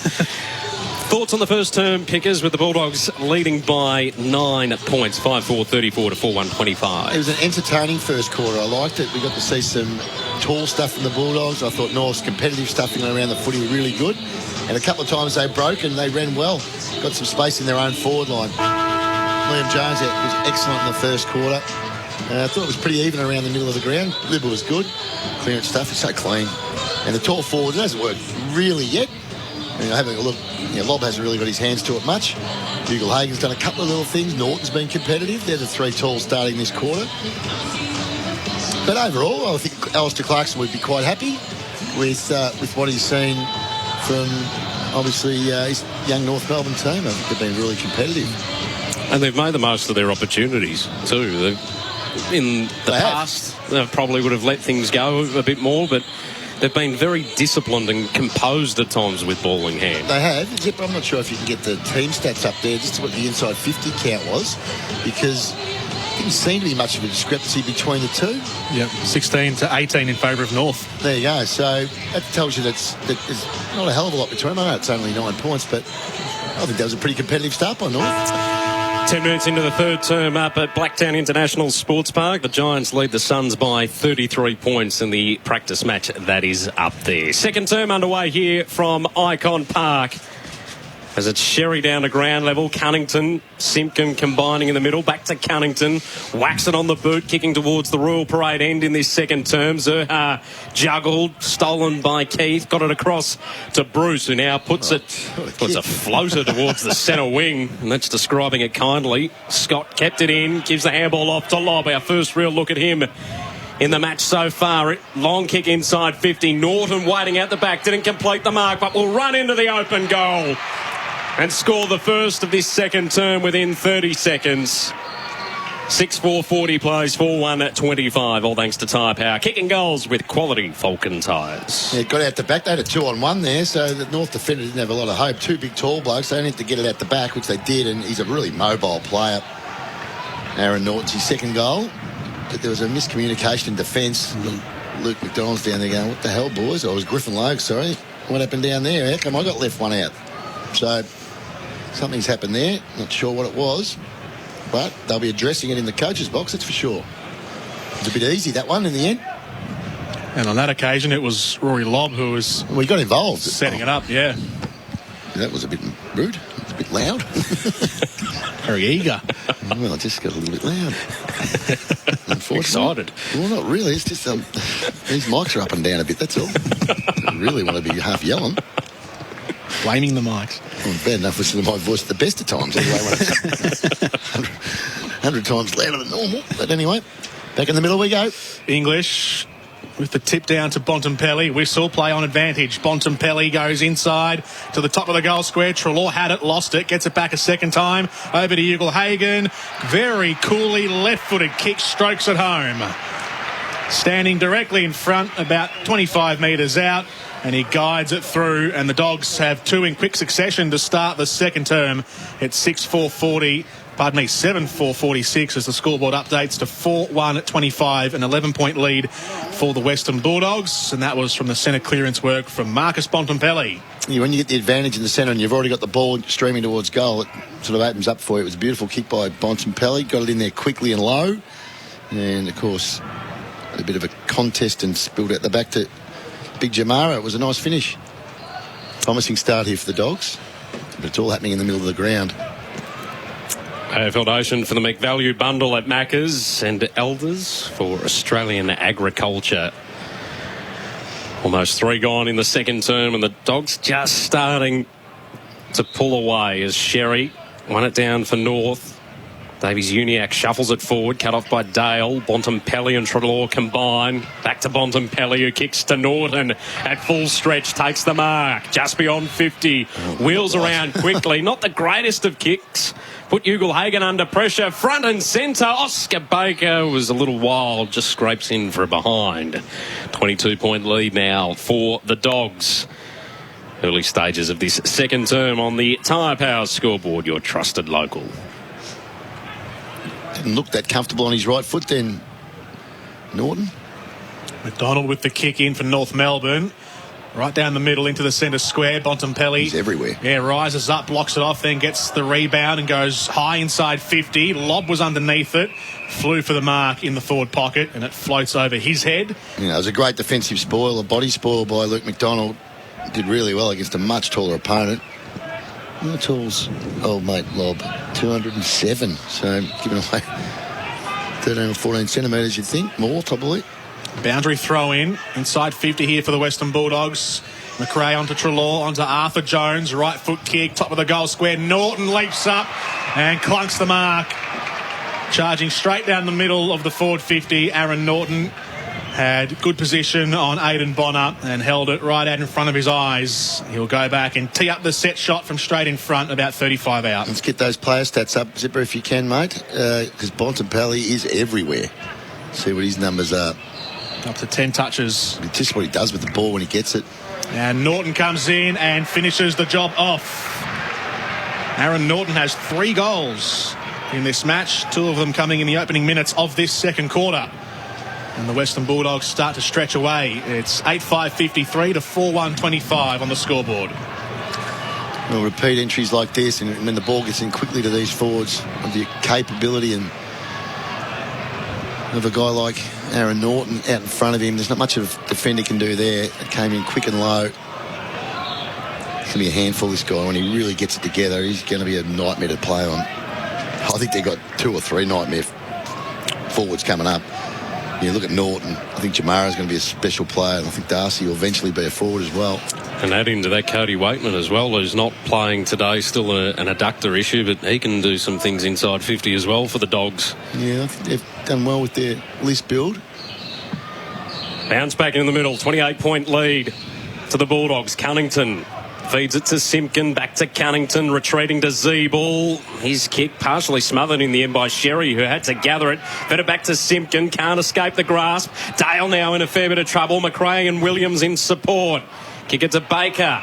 He wants to bound off half-back. Loops it over the top to English. Gives it to Treloar. Baker's kept going. Takes it now centre wing out aside. Got pushed from Bonner as he tried to get the kick away. So it will be a free kick to Oscar Baker, who started this chain at half-back, is now at half-forward. Short ball just goes the distance to Bontempelli. High ball inside, attacking 50. Lob at full stretch, got a hand to it. Low. The former Dockers against each other now. Phillips. Settled kick to Simpkin, almost at centre half-back for North Melbourne. Got no one really forward of centre. Turner to Davies-Uniacke. He'll look up. There's not too many options. Curtis tries to gather after Davies-Uniacke left it behind.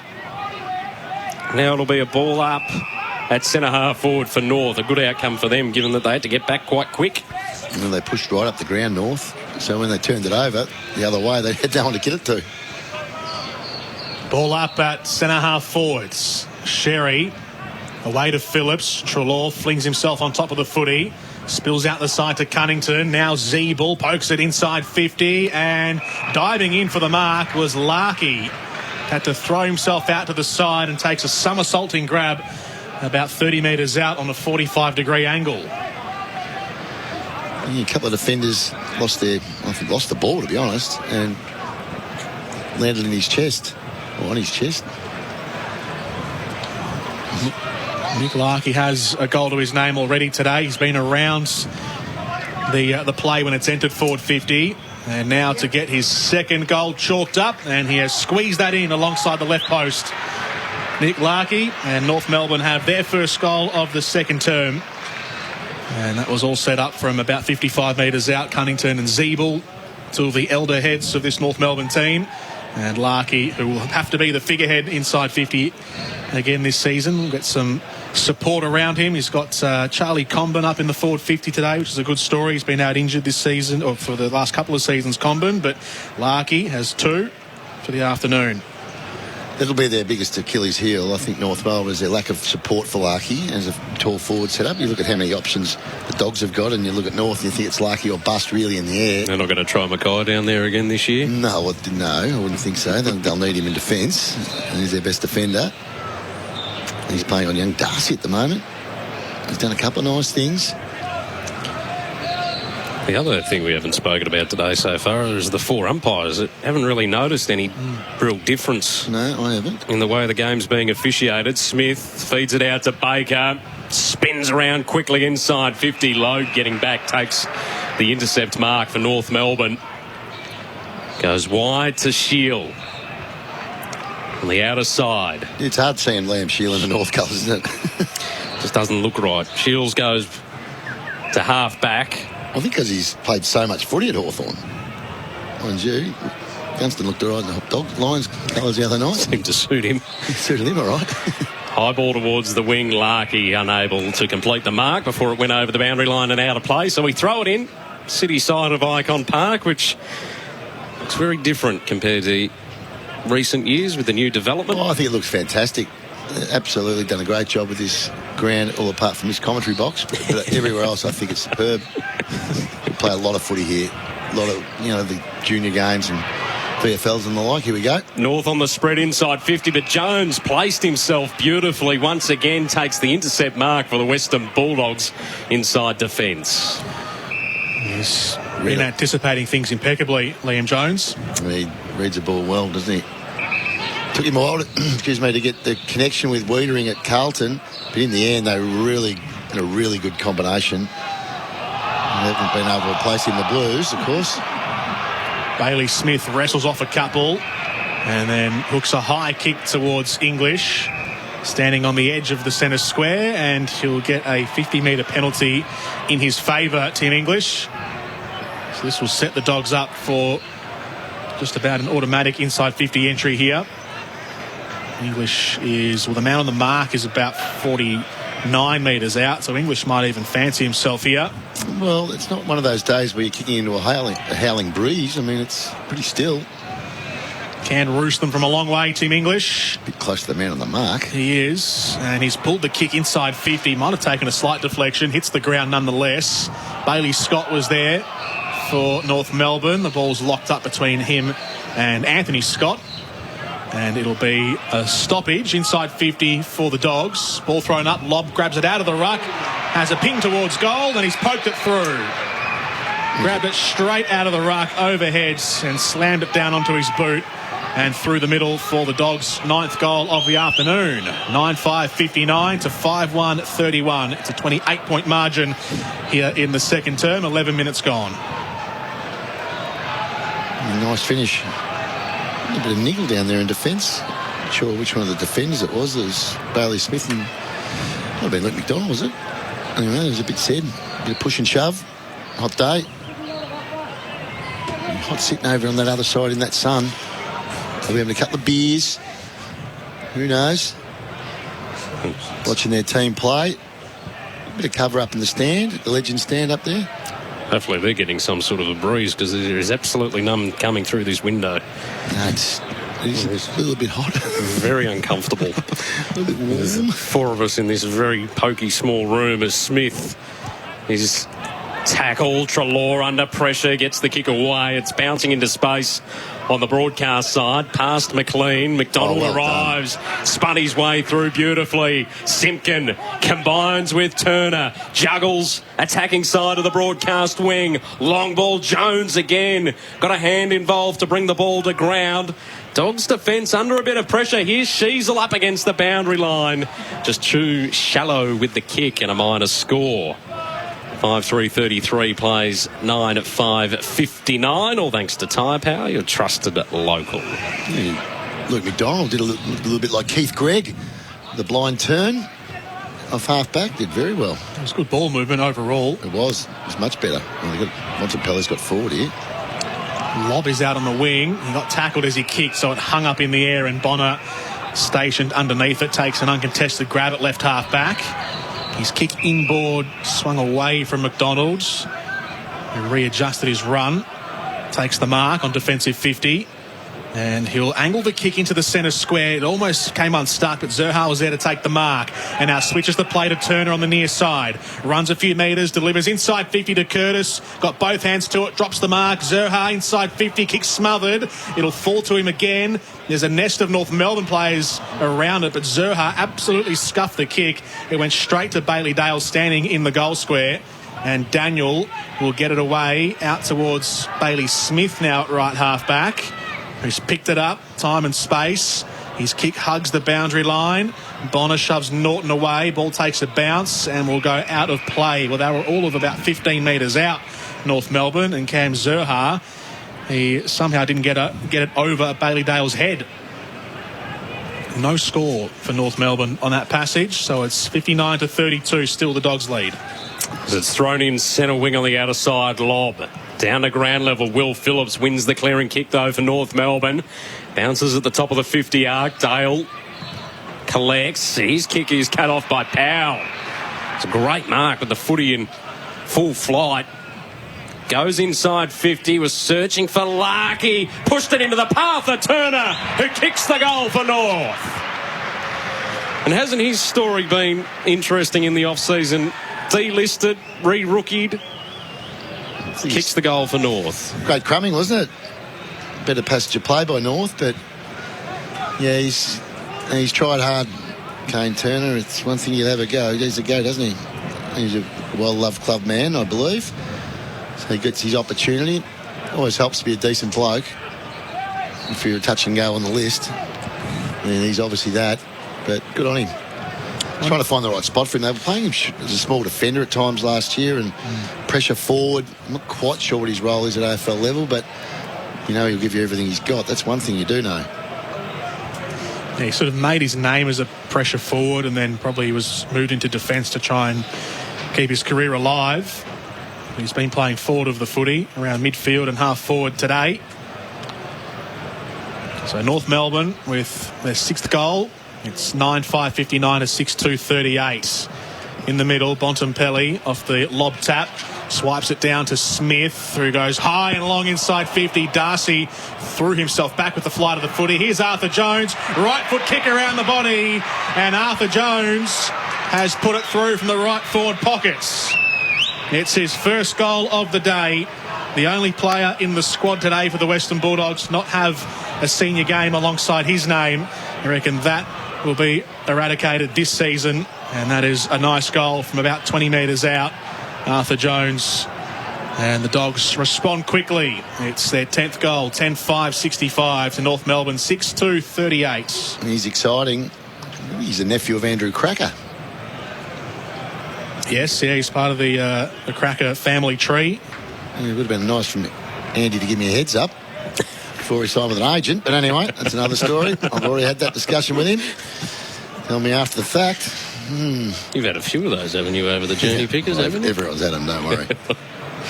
Very own Josh Jenkins, I think, is probably the highest profile one of those, isn't he? That wasn't really my blue. Got him a career and then he forgot about me. Well, we might have forgotten about him, in fairness. Was your blue. Well, some big dope from Swan Hill that played a bit of basketball apparently was going to be okay at footy, but anyway. North at half-back. Perez puts it out towards Sheasel, who's in a battle with Crozier. He collects the footy, dishes it back to Lob. Goes down along the boundary line. And it didn't sit right for Riley West, who's into the game for the first time this afternoon. Smith had a bit to deal with. Crowd not happy. While Riley West trying to paddle along. Bonner happy to see it over the line and out of play. Riley West originally named as an emergency this afternoon. Comes into the game. You'd think for Cody Waitman, who was a late withdrawal this afternoon. Ball to be tossed back in.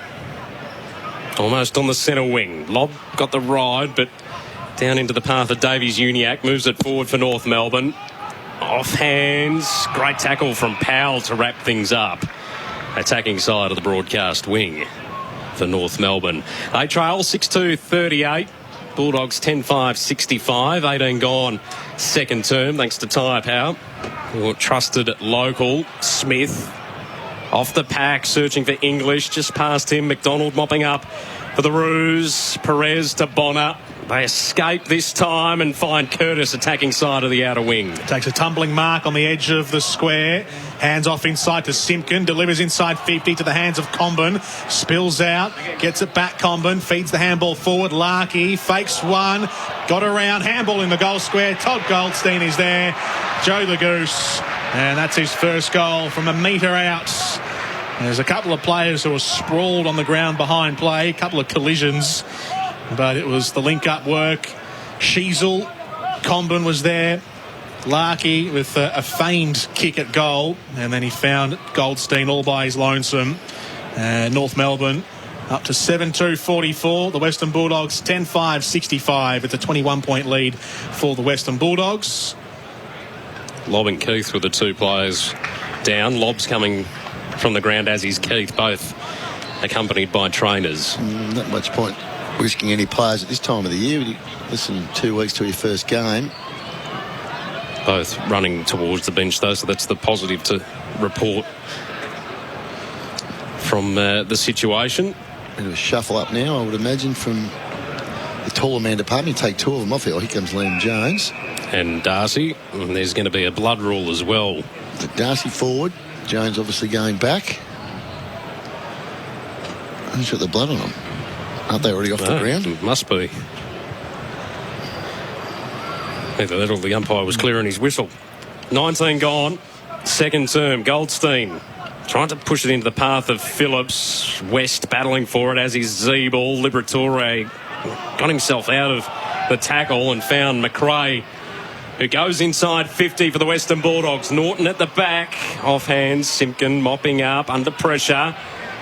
Close to the last line. In fact, was on the last line. And his kick not the greatest. Baker got a fist involved for the Dogs. Fell to Treloar. He snapped. Fell short. Top of the goal square. Off hands. McLean.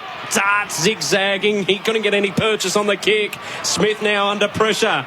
Pushes the handball back to Riley West against the boundary line. Whistle. There'll be a free kick. Maybe to Smith, is it? Yes, up against the boundary line. It's about 30 metres out. Decides to go immediately inboard to Liberatore. Sure, Lib's got the trip from here, has he? He immediately looked at Daniel to create something, and Daniel goes, "No, too hot, not doing anything." Yeah, I don't think he's got the trip. He'll find someone, though. He'll be looking to pass it off for sure. There's not a great deal of movement. There's a couple of tools back on the line. Liberatore from 50. Long kick. Jeez, hasn't made the distance. It cleared the fence. Goal to Libba. After everyone had written him off. Well, you had. No, I didn't think he'd make the distance, I must say, but he did it easily. So 11-5-71 the Dogs, 7-2-44 is the score on the Tyre Power, your trusted local scoreboard. We've travelled 21 and a half minutes in this second term. Around the grounds, the Giants at three-quarter time lead the Suns by 51 points in their practice match out at Blacktown International Sports Park. They'll be better this year, the Giants. I think they'll be a bit better than they were. You read anything into the scoreline for the Suns? They are missing a few, though. No, not really, because we're still in practice match mode. I mean, let's not make any bones about that. It's practice match time. But you just like seeing good things. You don't want to see your team getting pummeled either. That's the other thing. But Doesn't mean much if you win round one. That's when the first lot of points go up. We've just passed into time on now in the second quarter here at Icon Park. Davies Uniacke swivels around, delivers inside 50. Ooh. Josh Bruce had a juggle. Sheasel soccers it away from him. Then tries to paddle it towards the goal square, but Liam Jones stood tall.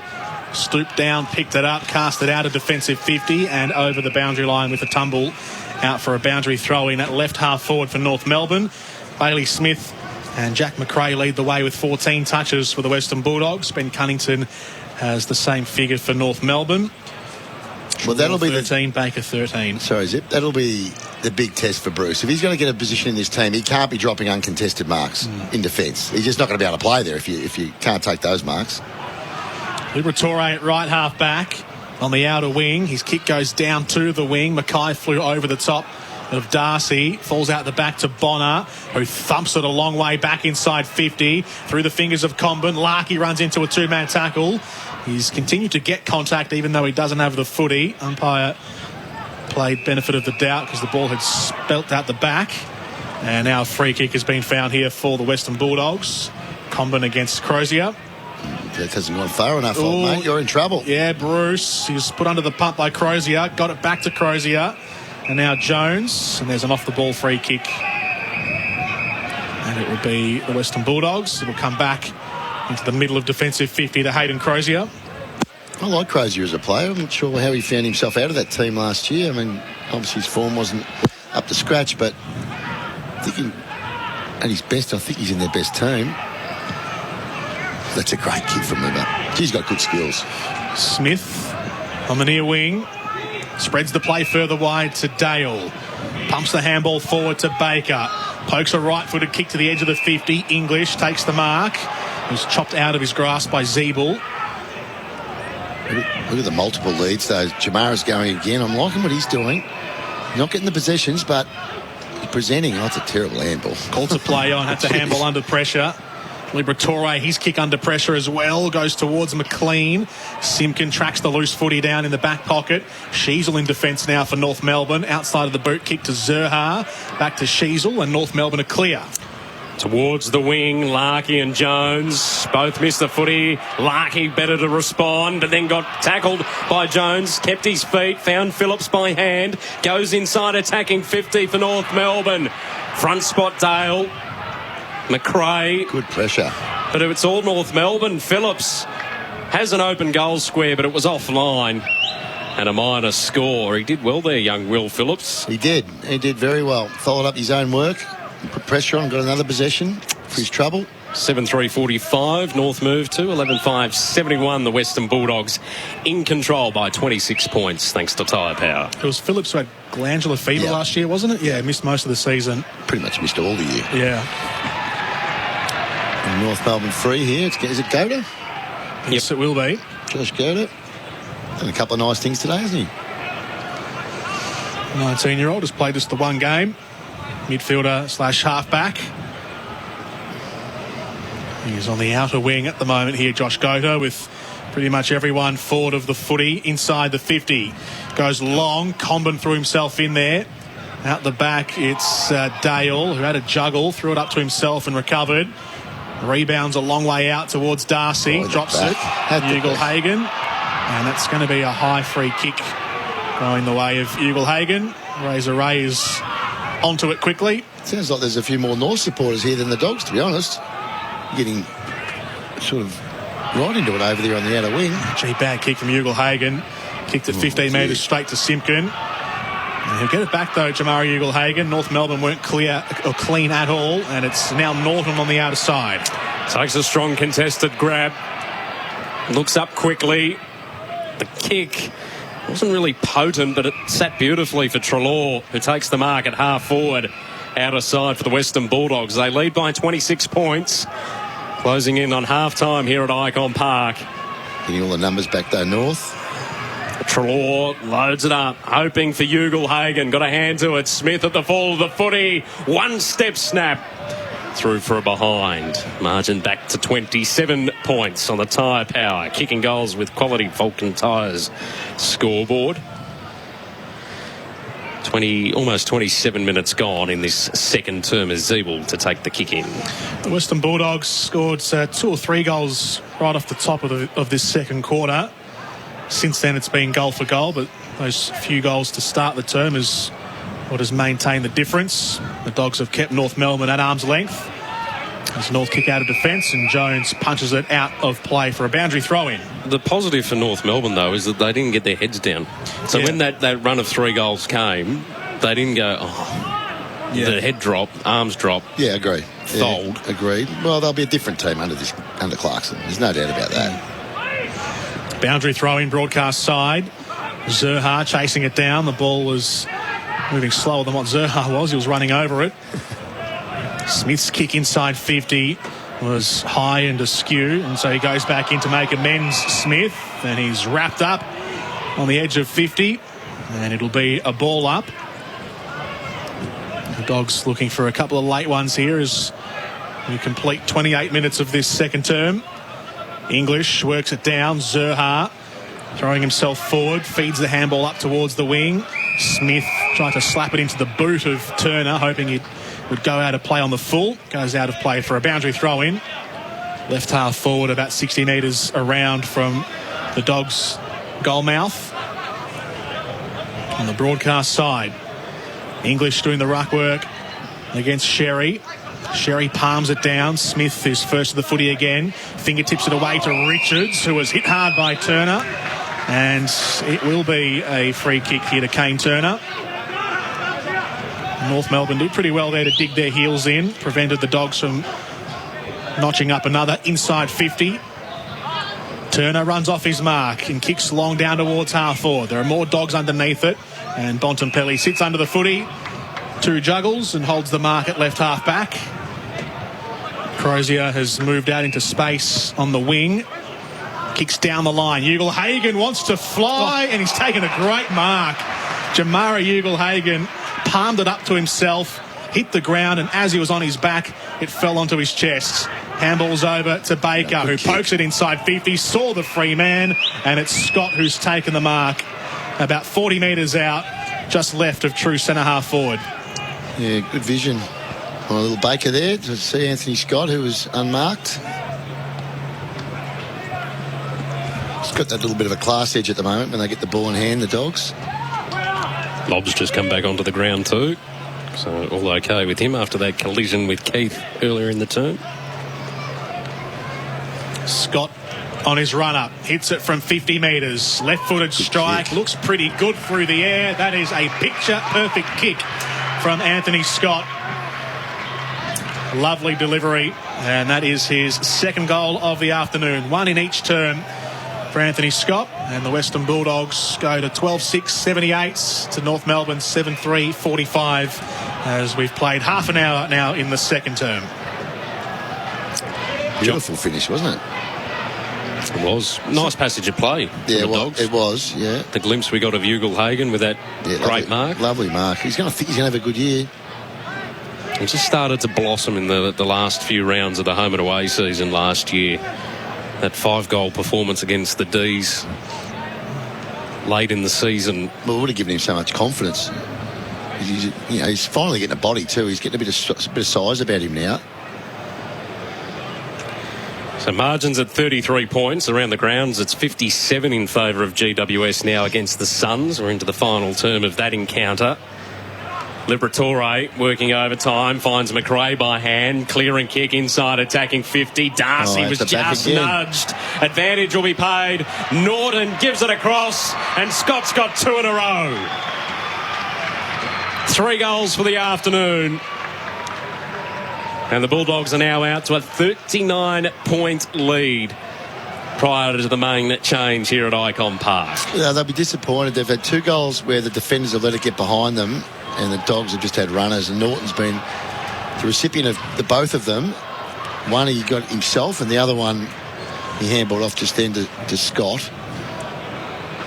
There's a lot Norton's doing off the ball too. When he's not the intended target inside 50 for the Dogs, he's a good body player. Very, very good player. Going to have a very good career. And he's versatile. We know that. He can go back if he has to, but I don't think Luke Beveridge wants to put him anywhere near the defence. I think he wants him in that forward line. Scoring has happened freely here at Icon Park. The Dogs up to 84 points, 13 goals on the board before half-time. Dale, a long piercing kick right down the corridor towards Lob. Here's Scott again lurking around, wanting a fourth. This time he's a bit closely checked by Gota. Arthur Jones comes over the top, neutralises the contest. Ball spills free, and Logue has it now for North Melbourne. His kick was too tall for Curtis. Leapt up with one hand, went over his head. Bontempelli was out the back, ever present. His kick, however, not great. Goes straight to Griffin Logue on defensive 50. Standing on the digits of 50 at left half-back. Nice to actually see the digits of 50 as well. Normally it's got a sponsor logo there. Just a little... You know, that's irked me, to be honest. Not a great kick, by the way, by Logue. Out of bounds on the full, but... I've never even noticed it. It has been. I don't even know what you're talking about. Gee, the little things that worry you. You have one summer of calling tennis and soccer. All of a sudden you can't be told. He's frazzled after it took him an hour and a half to drive 3 kilometres. I'm just pleased to see the number 50. You're giving you a little bit of a kick. Oh, boy. Things that... Look at the tools down here. Inside 50 again, the Western Bulldogs. Lob, Darcy went up with Cunnington, who won it down, and he's found Simpkin at centre half back. And he'll slow the pace down and allow his teammates to get up the field.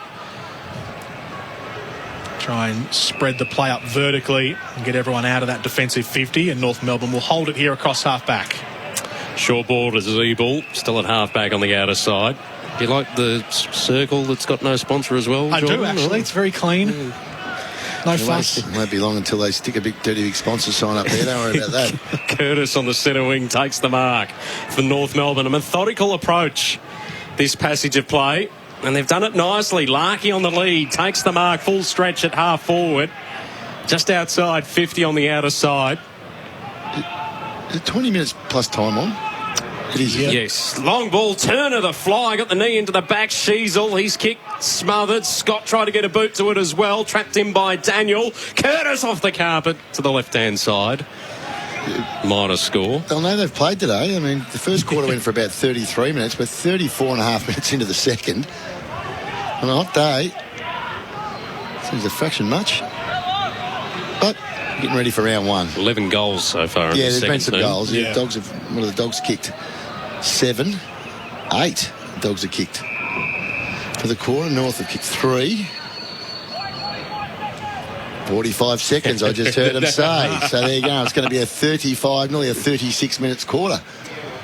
Williams, long kick, and Norton flew over the top. Mackay's hit the deck hard, face first. Needs some poor bugger right in the back of the head. Logue is hooking that one around the body up towards Sheasel, takes it on the half volley. His kick inside to Simpkin, scrubs along the ground. Simpkin feeds it back to Sheasel, backwards to Sherry. The big man has to stoop low. His handball over the head of Simpkin. And they've just run out of time as they were edging closer to the 50. North Melbourne. Well, that was after a pretty even first quarter. The Dogs had a lead of a couple of points, about a goal or so at the first term. They've extended that well and truly out now at half-time. 13-6-84 the Western Bulldogs to 7-4-46 North Melbourne. That quarter running 35 minutes. So on a warm day, it's a pretty taxing first half. Plenty of goals as well. Bit of entertainment for your pre-season and a good look at some of the players pushing up for senior selection come round one. AFL Nation, this pre-season game from Icon Park. The Western Bulldogs and North Melbourne at half-time. We'll do our half-time show next here around the nation. That quarter on AFL Nation was for Tyre Power. Get the power and tackle road safety. Want free delivery? Shop Amazon.com.au. That's right, eligible orders over $39 receive free delivery at Amazon.com.au. Easy as.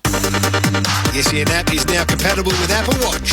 Download it today. The track saw you've been looking for is here. Introducing the new Milwaukee M18 Fuel 165mm track saw for clean cuts and a clean job site. The new track saw delivers the power to cut solid hardwoods, portable precision and effective dust management. Make every cut count, even in the most challenging finish, fit out and cabinet making applications. Buy your M18 Fuel 165mm track saw from your nearest Milwaukee authorised retailer. Milwaukee, nothing but heavy duty. At Elders, we're for finding your place in the world, whatever kind of place that may be. From the inner city pad to the boundless family farm, for fresh starts, sea and tree changes, for the search and the sail, for the experience, yours and ours, for realising the dream no matter what it looks like. Elders, for real estate, for you. G'day, Damien Fleming here. To open the bowling on your career, talk with MEGT. Their one-on-one jobs and skills coaching, resumes and job interview tips make you a very employable all-rounder. Call 13MEGT or visit meg.com.au. Get it right the first time with K-Rain Irrigation. K-Rain is the landscaper's choice when it comes to professional irrigation supplies, with a wide range to choose from and available at leading hardware stores. K-Rain, the landscaper's choice. Visit k-rain.com.au. Looking for a pocket change mobile plan? Then make the switch to Mate and take advantage of Mate's unbeatable mobile offer where you pay $1 per month for the first 3 months.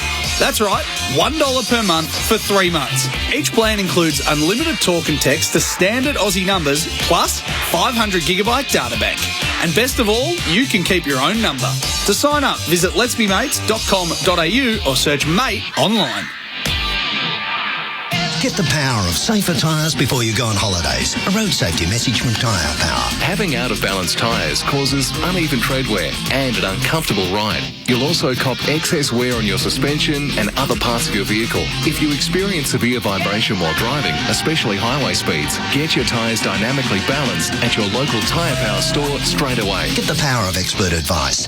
Get the power of Australia's biggest independent. Tyre Power. Hi, Dwayne here.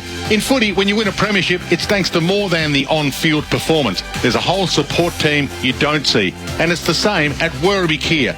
Thanks to excellence in every single department, they've won the prestigious National Kia Dealer of the Year award.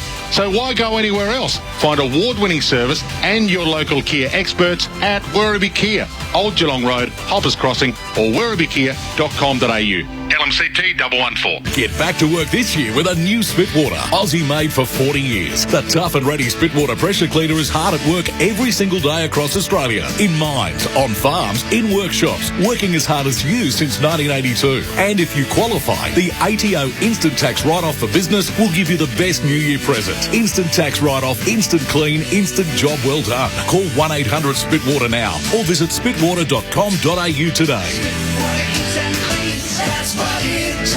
40 crispy chicken McNuggets are for friends. Together with tangy Cajun sauce, close friends only. Pick up juicy chicken and tangy Cajun at Macca's drive-thru today. Select items available for a limited time.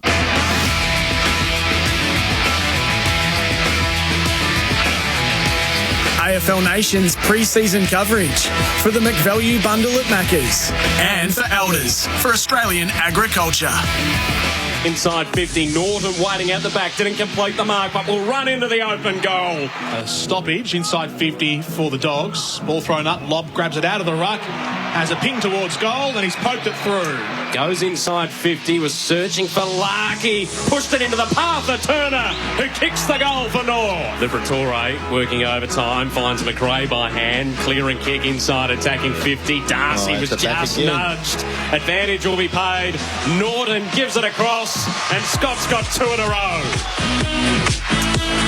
It was a nice finish to the second term for Anthony Scott. He's kicked 3 goals all up, but 2 consecutively to give the Bulldogs a 39-point margin, or 38 rather, point margin at halftime here at Icon Park. This is the Choices Flooring halftime floor show. See your floor change in an instant with Room View. Matthew Cox and Jordan Canellos with you. It's been competitive for North Melbourne. We'll start with them. They haven't, even though the scoreboard is not in their favour, they've kept pressing, they've kept pushing. They haven't dropped their heads, they haven't fallen away and become disinterested in the encounter, which they had, I suppose, the ability to last year. It's something that at least they're remaining focused on the game and continuing to make the most of their opportunities. Yeah, there's little morsels you can take away from these practice matches. I guess, we look at practice matches and think, well, they're just pracky games. How much do you read into it? But little attitude things like that, I guess they count. And if they can, use that to form sort of the bedrock of what their mantra will be this season, and then carry that through the season, I guess it's a good sign that we're seeing North Melbourne, even though they are down by a bit and they conceded a few late goals there for the margin to stretch out. They are still competitive. They are still looking to play positive football. They're not being too negative or sluggish in the way that they're moving the footy. So, signs are good, I guess, for what it's worth for this match. But I'm actually enjoying what I'm seeing from North Melbourne, even though they are behind on the scoreboard. It's been good. Yeah, and their way of building inside attacking 50 is another plus for me this afternoon. On the other side of the equation, we've spoken so much about the Western Bulldogs and the tall timber that they now have at their disposal. And the comment that we made just during the break as we welcome Pickers back in, they're complementing each other, the forwards. They're not clambering over the top of one another, which can be a tendency when you have too many talls inside attacking 50 in particular, but they're all making space. They're all making the right decisions, which is encouraging. The question mark is when there's a bit of pressure applied or it's a chaotic ball inside 50, then how does that structure cope? Yeah, look, at the moment it's working quite well, but, they've got good connection at the moment. Lob's been up the ground a little bit more. Norton's everywhere. Ugle-Hagan, I think, has been running he's been up the ground a little bit more as well. So, as it sits right now, and Darcy plays more that straight at the ball, big long target sort of player. So, no, I think it's working well at the moment. Midfield battle is intriguing, and it seems to be whoever wins the clearance is the one that capitalises the most. Some of the stats, or the leading stats getters from that first half. Geordie, you've got the stats in front of you, Geordie. The numbers. Yeah. Libba's been everywhere. Yeah, Liberatore's had 19 touches. McRae 18, as has Bailey Dale as well. Bailey Smith 17 touches. Oscar Baker 15 for the Dogs. Well, for North Melbourne, Simpkin and Cunnington have been the two main guys in midfield with 17. Luke McDonald's had 12. And I'll get a look at the clearances in a moment as well, but those have been the main ones. Clearances, if I can get it to sort, give me a moment. Well, 7 for Tom Liberatore, 6 for Bontempelli and 5 for Cunnington. There you go. So when Liberatore and Bontempelli get the ball from a clearance as much as they have, they're going to be dominant. They're going to get plenty of opportunities in their forward half. So, both been very good players. Bontempelli with his class, and Libba just he makes great decisions. He's a fantastic decision maker and uses the ball well. And it goes without saying, to state the bleeding obvious, is the Dogs' midfield depth is obviously there again. That's going to be a huge weapon for them this season. They've got pretty much all of their main midfielders playing this game today. Bontempelli, McRae, Treloar, Smith, everyone's there. So that's, they're completely overrunning North Melbourne in as far as midfield quality goes, and that'll be something that is a major strength for them yet again for the Dogs this season. A couple of injury concerns for the Western Bulldogs. We saw Lobb and Keith collide in that second term. Lobb did come back on, which was an encouraging sign. We haven't seen Keith yet return to the field. But the other news that's gone under the radar so far for us here in the commentary box, Riley West subbed into the game. We noticed he made his appearance in that second term for Ed Richards, who's got a cork, so he's not going to be playing anymore in this encounter. And Taylor Duray has been sent to hospital for precautionary neck scans. We didn't notice, and apparently it happened very early on in the encounter. Must have been in one of those packs very early on, but I can't even remember him being out there. I can't either, I must say. So it must have been very, very early. Probably Geordie was probably still trying to find his seat. Yeah, well, at that stage. He was blocking the window, getting his book. Well, that's probably why I missed it, because the roadblock here in front of me.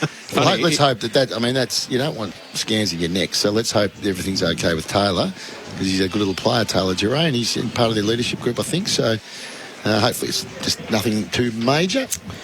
What do we expect to see in the second half before we clear our final commitment? Depends what the Bulldogs do, whether they keep the full group on the track. I think if they do, they'll extend and they'll win by plenty.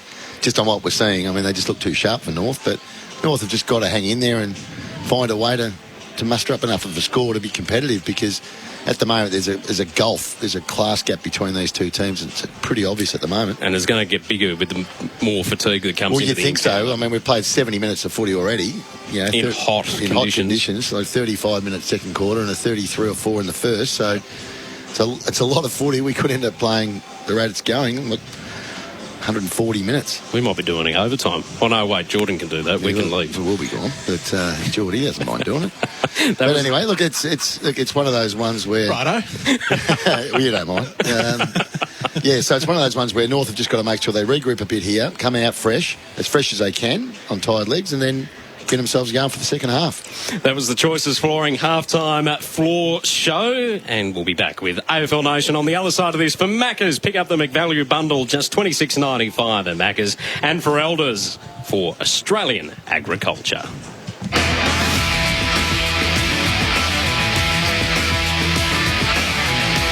AFL Nation's pre-season coverage for the McValue bundle at Macca's, and for Elders for Australian agriculture.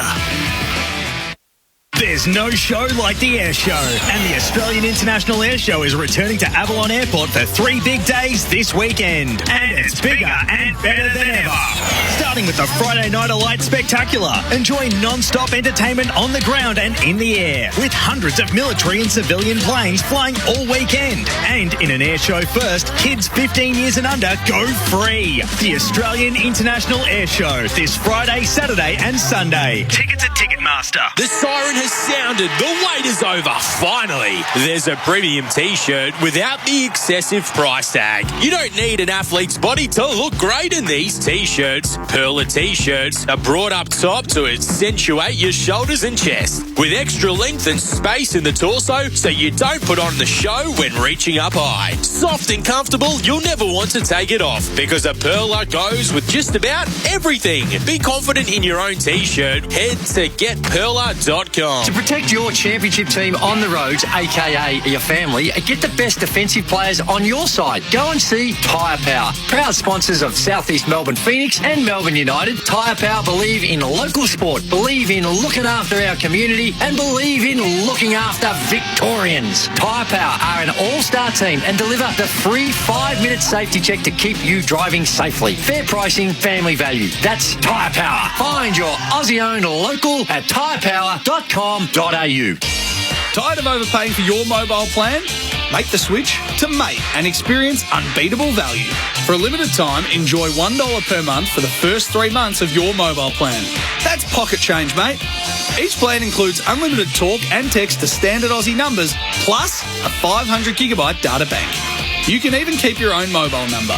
Visit letsbemates.com.au or search Mate online to sign up and start saving today. Australia's most popular hose reel is now at Bunnings. The Holman retractable hose reel is the perfect watering solution this summer. Grab yours this weekend.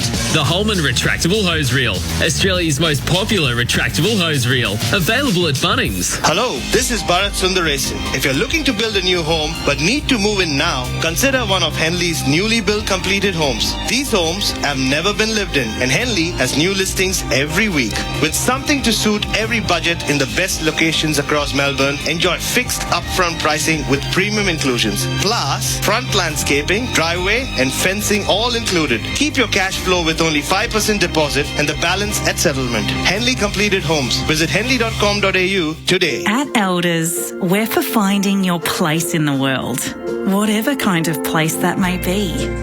From the inner city pad to the boundless family farm, for fresh starts, sea and tree changes, for the search and the sail, for the experience, yours and ours, for realising the dream no matter what it looks like. Elders, for real estate, for you. If you got to build it, lift it, power it, floodlight it, do it right with Oz Equipment Rentals. They're helping Aussie industries go higher by supplying access equipment, lighting towers and materials handling equipment to the construction, mining and roadwork industries. If you are building a new runway, a new road, a new warehouse, a new highway, the name you want is Oz Equipment Rentals. They also support community sporting clubs like Lara Cats, Werribee Centrals and the Ultima Kangaroos. Visit ozequipment.com. Order the McValue bundle at Macca's today. A choice of your favourite burgers, together with fries and drinks for just $26.95. Did we just find something the whole family can agree on? Available between 10:30am and midnight at participating restaurants. See our website for details.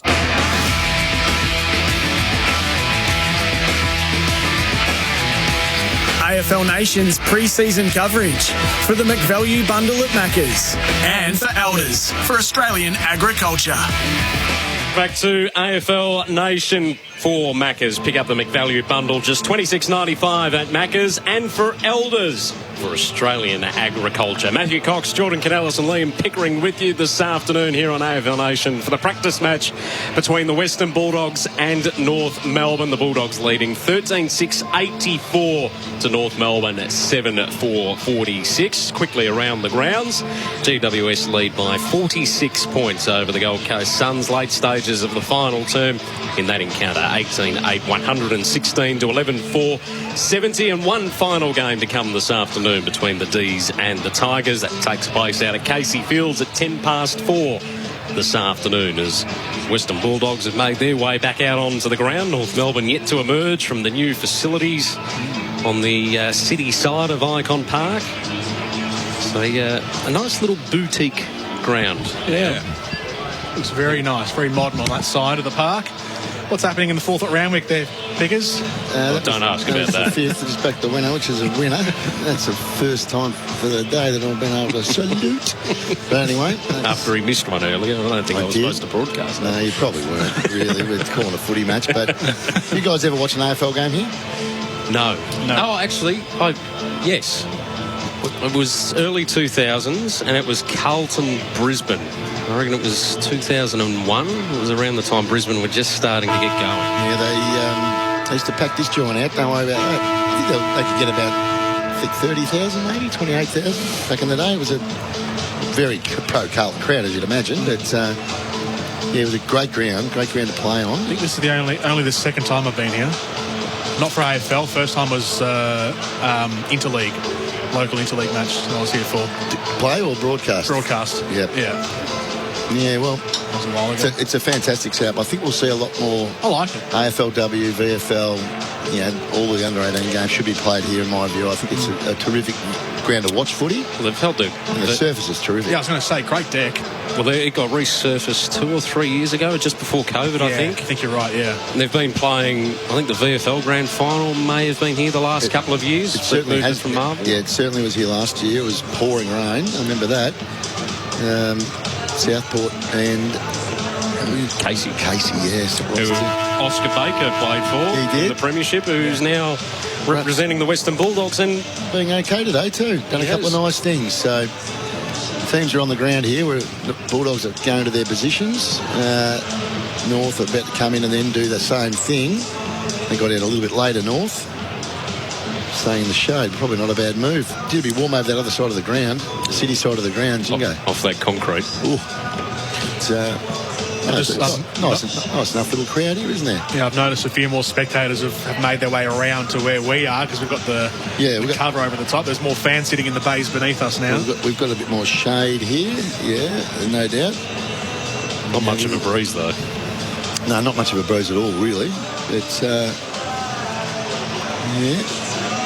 it's a fantastic setup. It really is. It's just if they can do something with this side of the ground, they're going to have the best boutique stadium in Victoria, I reckon. The reason why if they're going to do that, I don't even know if they are going to do this, but the reason we're playing here today is because the Whitten Oval is still out of action for the Western Bulldogs, getting resurfaced, and the development that's going on there to turn it into a very similar sort of facility. So it'll be interesting to see what that looks like once that is completed over the course of the next 12 months. Yeah, agree. So third term about to get underway here at Icon Park. 13.684 plays 7.446. All thanks to Tyre Power, your trusted local, and for Robot Building Supplies as well. Third term underway with Jordan Canellis. English and Goldstein doing the ruck work to start the second half. English with the tap down to Liberatore. Feeds the handball backwards to Bontempelli, who delivers inside 50 through the hands of Ugle-Hagan. Griffin Logue out the back. Fell onto his chest, and Lobb has Logue wrapped up. Stoppage inside 50 for the Western Bulldogs. They scored quickly at the start of the second, and they might score quickly at the start of the third. Marcus Bontempelli, it was a clean tap down from Rory Lobb, and Bonts came charging through a couple of steps and a left-footed finish from 35 metres out. And an early goal for the Dogs takes them to 14.690 to North Melbourne 7.446 in the opening 45 seconds of the third quarter. Another centre clearance from the Dogs, and not lovely finish by Bont. He's a good player. What a player. He's been really effective. What were his numbers, did we say, at half-time? How many possessions? 16 touches and 7 clearances for Marcus Bontempelli. Everything he's touched has been pure gold, though. Another one there. So North need to adjust what they're doing in the middle of the ground. They're starting to get owned in there. Will Phillips, Cunnington, Davies Uniacke alongside Goldstein, who wins the tap down. Liberatore, Bontempelli applying the pressure. What are Davies Uniacke's numbers, Zip? I seem to have seen as much as him as we normally do. 11 touches, a goal, and 4 clearances. That's not something to be sneezed at, is it? McLean got it to half forward, where Gota intercepted and got tackled, so we get another ball up, half forward flank on the outer side for the Dogs, kicking to the Royal Parade end in this third term. Simpkin dishes by hand to Phillips. Jones again reading the play quickly. Stevenson's on the ground, I see. Yes, for the first time this afternoon for North Melbourne. Do you reckon with Gota they say, get your Gota? I reckon they say that. Good luck. Matty, back in the studio, just clip that up for us. Centre wing on the broadcast side. A free kick has been awarded, and the crowd's just starting to get a bit restless here at Icon Park. It's a North crowd. Gives the handball off to Smith. High ball inside, attacking 50. Norton trying to create a presence. Logue was the man in front. Jamari Ugle-Hagan goes to ground. Yeah, that was karma. As the tackle is made by McDonald, we ball it up inside 50 for the Dogs. Good head start for Off the Record next week. Yeah. Just filling up those bits of audio. Yeah. Well, talk about the fatigue for the players. I reckon it's going to come into the commentary box in this second half. It is warm. Faltering. Ball thrown up. Norton had it, and he was all tied up. Another stoppage inside 50. 90 plays 46 on the scoreboard. Goldstein tips it away. Bontempelli was threatening. Treloar pokes it backwards. He had one arm tied up. Had his free arm able to drop it onto his boot to Smith, who scrubs a kick backwards to Bruce. Wriggles around Larkey, picked up by Dale, 55 metres out. Sets sail for goal, Bailey Dale, and it drops on the goal line, and it's marked by Ben Mackay. No score for the Western Bulldogs, but the exiting kick from North Melbourne, under pressure, Perez, and Baker's taken the mark. Yeah, that's the perfect example of a guy that is not comfortable on his left foot, and they try to kick off the outside of the foot, and no purchase, straight to his opponent. Shot at goal coming up. Oscar Baker scored early in the game, the first goal of the game. I do believe you need to have that other side. You really do, especially if you're deep in defence and you're in the back pocket. Tricky angle here for Baker. He's on a tighter than a 45-degree angle at right half forward. He's given it a good roost, though, and it's not gone far away from scoring. Just dropped, I think, the wrong side of the goalpost. Got close to the men on the line as well. A behind for Oscar Baker. 15 games in 5 years at the D's. Well, a pretty hard team to break into when he was there. His defence, they had 3 or 4 good seasons. Pre-season supplemental selection for the Western Bulldogs as English takes the intercept mark. Just forward of centre for the Western Bulldogs. Takes his time to assess what's in front of him. High ball. Oh, the North defenders ended up spoiling each other. Get McLean to Scott to Liberatore. Squeezes it in for goal number 2 for him this afternoon. And the Dogs move to 15,797. North Melbourne stuck on 7,446. All thanks to Robot Building Supplies. Robot's got it. So the last 5 goals to the Dogs. Putting a real gap in this game. Class again from Liberatore. Once they work this connection out with these tall guys, and it hasn't been too bad today. I reckon they're going to be very, very hard to play against the Bulldogs. Just have a feeling about them this year. It's going to stretch defences, isn't it? Oh, it's going to make no them doubt. think about how you cover off when potentially fall talls as we've seen today. Well, they're going to be undersized, some of the defenders that are going to be playing on these big guys, but of course the job then is to bring it to ground and support your defence. Yeah, I wonder what that balance will look like during the season when they're playing against defences who are good aerially. Teams like Melbourne. It's all about ball movement, bring it in. That's the key. It's on the outer side from the restart of play. Dale was foraging around for it, couldn't collect it. Here is Davies Uniacke. Feeds the handball forward to Larky at right half forward. Clips it over the top. And Stevenson in the pocket for his first touch of the game. Takes the mark. And he is right in the gutter in the right forward pocket. So he'll have to work a bit of trickery if he's going to score from here. He is about 30 metres out from the pocket. Wheels around, left foot around the body. Got the belly of the footy and it goes across the face of goal. Paul Curtis kept it alive for a moment before Comben pushes it out of play.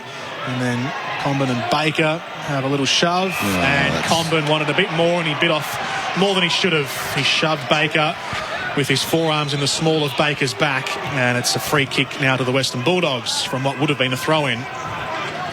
And the Dogs come away with it. They exit defensive 50 and Darcy's taken a great overhead mark on the flank. Moves it quickly to Bontempelli. I just fell short of him. Put him under pressure. Tries to get the handball to Liberatore, who feeds it back to Bontempelli, and now they've got space. Treloar wide to Dale. Further afield to McLean. Takes the mark on the run. Inside 50 with the kick. Scott had to come from behind Logue. And the man in front took the mark for the Kangaroos. Back pocket out of side. Has an option on this side of the ground in Shields. They use it by hand in the back pocket. McDonald back to Shields. As they exit defensive 50. Bruce in a battle with Comben. Brought it to ground. Turner may have got one high. Crozier and Bruce combined by hand. Flicked it back to Jones, who stabs it short to English. Defensive side of the broadcast wing. Dogs by 51 points. Game at Blacktown is finished. Giants won by 45 over the Gold Coast Suns as English goes short to Crozier. And now Daniel, defensive side of the broadcast wing. 97-46 here. The Dogs with a healthy advantage. Daniel angles the kick inside through the wing to English, who zigzags back out to McRae. Goes back to English, who came in for support. North Melbourne have some numbers around the footy. Defensive pressure. Here goes Turner. Gee, did well, shot out of a cannon. Yeah, Daniel just shook his hips and got rid of Turner and then delivers inside 50. And Darcy has taken the mark 45 metres out on a 45-degree angle, and he'll go back and set up for his second goal of the day. That's what sums up what a natural footballer does. He knew he got a bit of a hospital handball, and he knew he was going to be crunched. He took the tackle and just bounced off it, really, and then kept his composure, got it back to Libba, who's then laced out Sam Darcy. Let's have a look at the set shot from range for Sam Darcy. He'll kick it from the arc of 50, and he's shanked it out of bounds on the full off the outside of his right boot. He's a bit of a toe kicker at the moment. Like, he sets the toes up, which they'll work through, no doubt. Pokes at it a bit. Geez, he's got some talent, though. Sticky mitts. North in the back pocket on the outer side. Scott over the head of Larky. It dribbles over the boundary line and out of play, almost on the centre wing now, city side of Icon Park. 51 points in favour of the Dogs. Built most of that lead in the early part of that second term and in the back end of it as well. And North are now just battling away to remain in the contest. McLean gives it to Treloar. Puts on the afterburners to try and get away from Scott, but he was under too much pressure and put it out on the full. Free kick to go the way of North Melbourne. And what are you doing? That was my water. Better say it went right into the microphone. You're wearing half of it. I know. I sort of lost my train of thought. I was going to drink it. Oh, goodness. Talk about the start for off the record next week. I reckon you've got the whole segment now, Zip. We do. The splash zone in the back row. down the water slide. Yes. Oh, well, it's cooled me down a bit anyway. Jeez. Oh, you choked at half time on one of those Mars bars or a Milky Way or something. Had to wash it down. Oh, dear. Open forward line here for the Dogs. Yes, we continue on. Here's Ugle-Hagan, who's wriggled around Bonner. Then West inside 50. Darcy took his eyes off the footy at the last moment, and so the ball spilled away from him.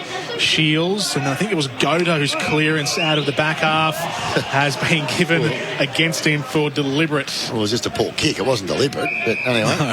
Yeah, it was a shank. A shank, all right. Baker delivers to West, 55 metres out, but tucked up on the boundary line. He goes inside 50. Rising up was Lobb. Ugle-Hagan's around there. He pushes Bonner off the footy, and it goes out of play at right half forward. It'll be a boundary throw in inside 50 here for the Dogs. 97-46.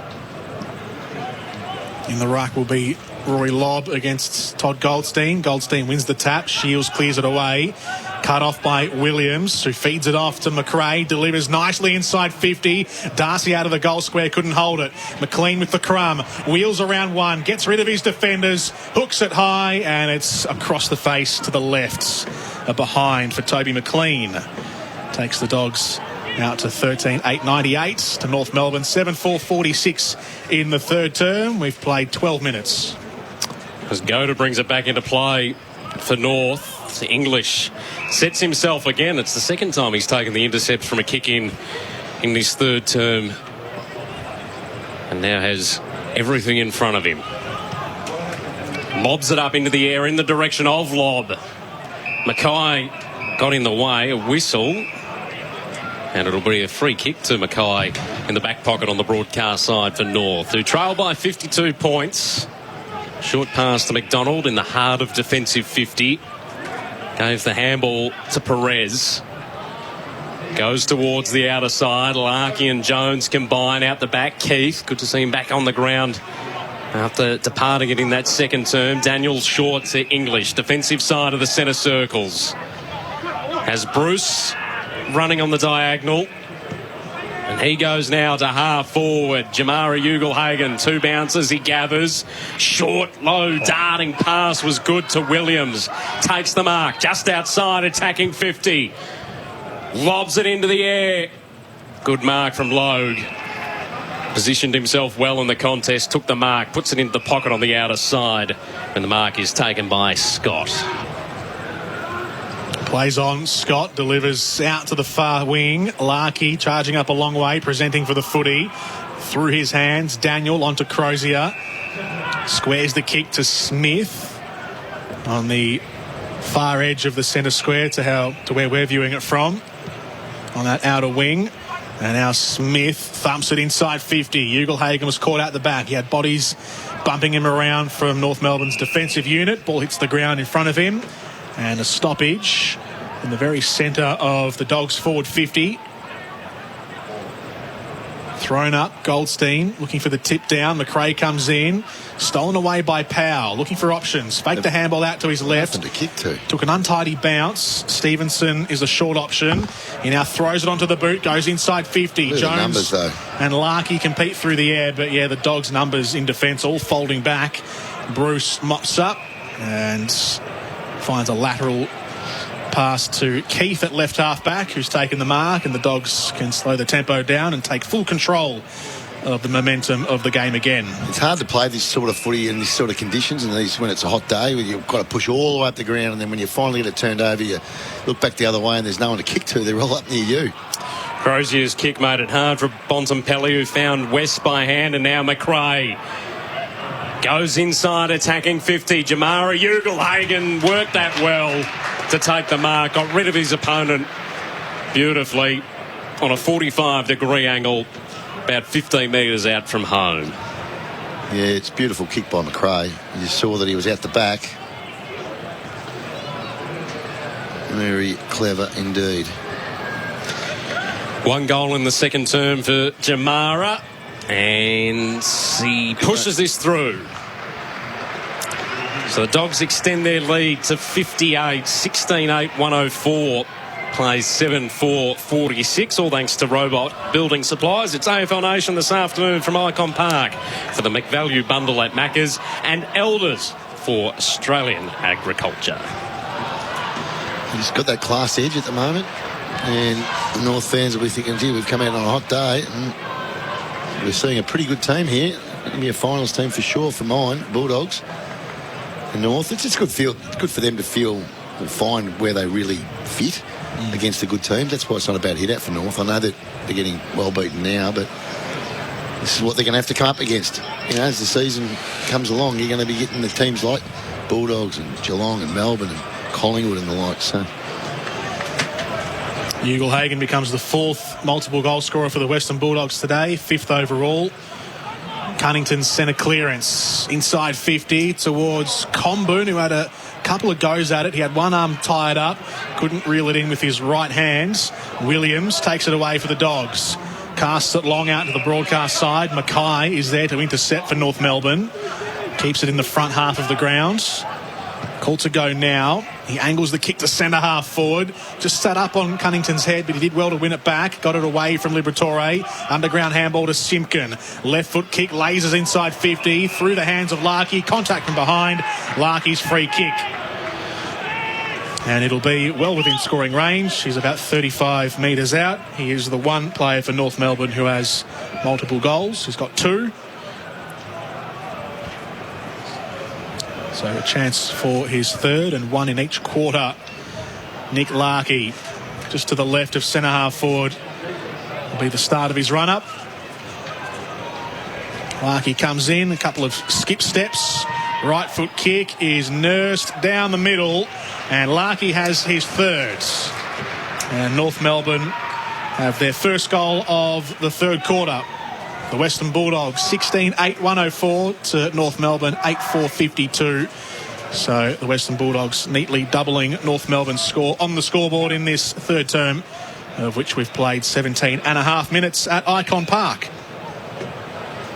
Much needed goal by North. Like he presents, he just keeps presenting. He's a good player. He's undermanned down there. He has got no other aerial support at all, really. Comden's been nowhere really down there. Hasn't offered a lot so far today. Has Comden had a couple of kicks? What's he had? I'll go to the bottom somewhere. If it's in order of possessions, he's had a couple, has he? One disposal, I think I saw there. Yes. One disposal. He's -7 fantasy points. It's never ideal, but he's a young player, so he'll be right. But they need to find someone to support Larkey in the air. That's the reality. Is it where you turn to someone like a Callum Coleman Jones? Yeah, well, I'm not sure why he's not playing. He might be injured, or I assume he's not getting the game. Listed to play today. So we haven't seen him, though. We haven't spotted him on the ground, but I'm not sure what they're trying to do. He might not be quite right. Scott taking over the boundary line and out of play at half forward for the Dogs.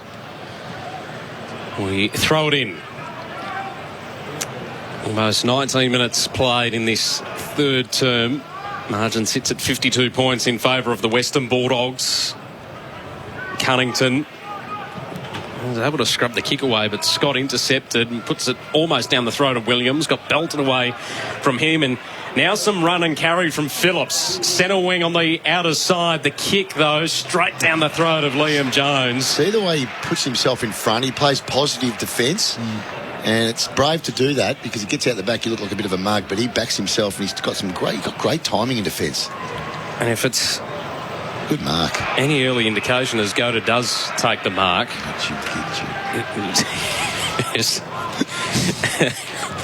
North down the outer wing. Goes to the top of the 50 arc. Jones again intercepting. Yeah, I'll tell you what. Want to compare it almost to that Lever-May combination. That's how he sort of plays, yeah. And that's the threat that they're building inside that defensive group for the Dogs. Which is why it was such a loss to Carlton, because he was the man behind Wiedering. Yeah. Like, you know what I mean? They had that really good connection, and they haven't been able to find the replacement for Jones, Carlton. The ball will go over the boundary line now. Play once again at half forward for the Western Bulldogs. Crozier's coming off. Looks like he might have split some webbing in his finger, I think, by the looks of it, or dislocated a finger, one of the two. Unless he's looking for a high five. One down low. He's hurt his hand. Too slow. Oh, no. Cunnington, the extractor. Gets the handball out of the pack.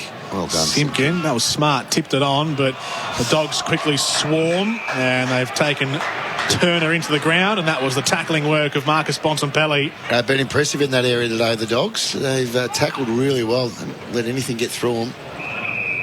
Goes short to McRae. This is outside 50 at the moment, left half forward. About 60 metres out. McRae. He'll caress it inside 50. Sees the pack forming in the pocket, and Darcy flew over the top of all of them. Gee, they'll be excited, the Dogs fans. They should be. The coach's box would be really excited with this. He's got a bit of a cramp now, but looks of it, it's a hot day. He's a young man. He's still growing into his body, but gee, when you've got sticky hands like that at his age, that is and 208 centimetres. 5th mark of the day, Sam Darcy. Most of them have been inside 50. Yeah, they've had some father-sons, haven't they, the Dogs? Yeah. He's going to go around the body here. Darcy, right-footed kick. Poor by North. Is a goal. No one on the goal line. Yeah, it went through low. It was about the height of the padding for Darcy. That's his second goal of the afternoon, and the Dogs go out to 17-8, 110 to 8-4, 52 on the scoreboard into time on in the third quarter. 21, or almost 22 minutes completed now. And Darcy went with the around-the-body kick on his right foot.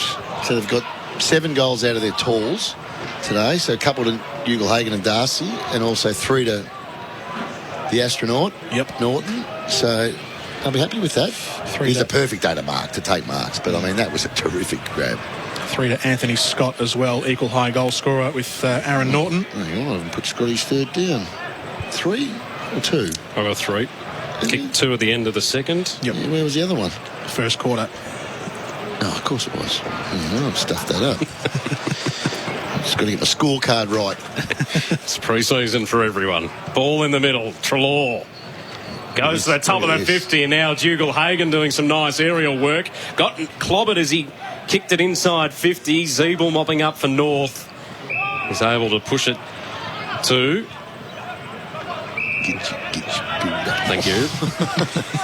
No, I don't want to lob any more than once on my own segment. Your own segment. Yeah. Zeeble. It's going to be a package. That's votes, isn't it? Yeah, well, give me votes as well. I don't care. It's fair to say it is my segment. I've been doing it for 16 years. I think I can claim it. Stevenson now with some run and carry. Yes, again, though, the judgment, the reading of the play by Jones.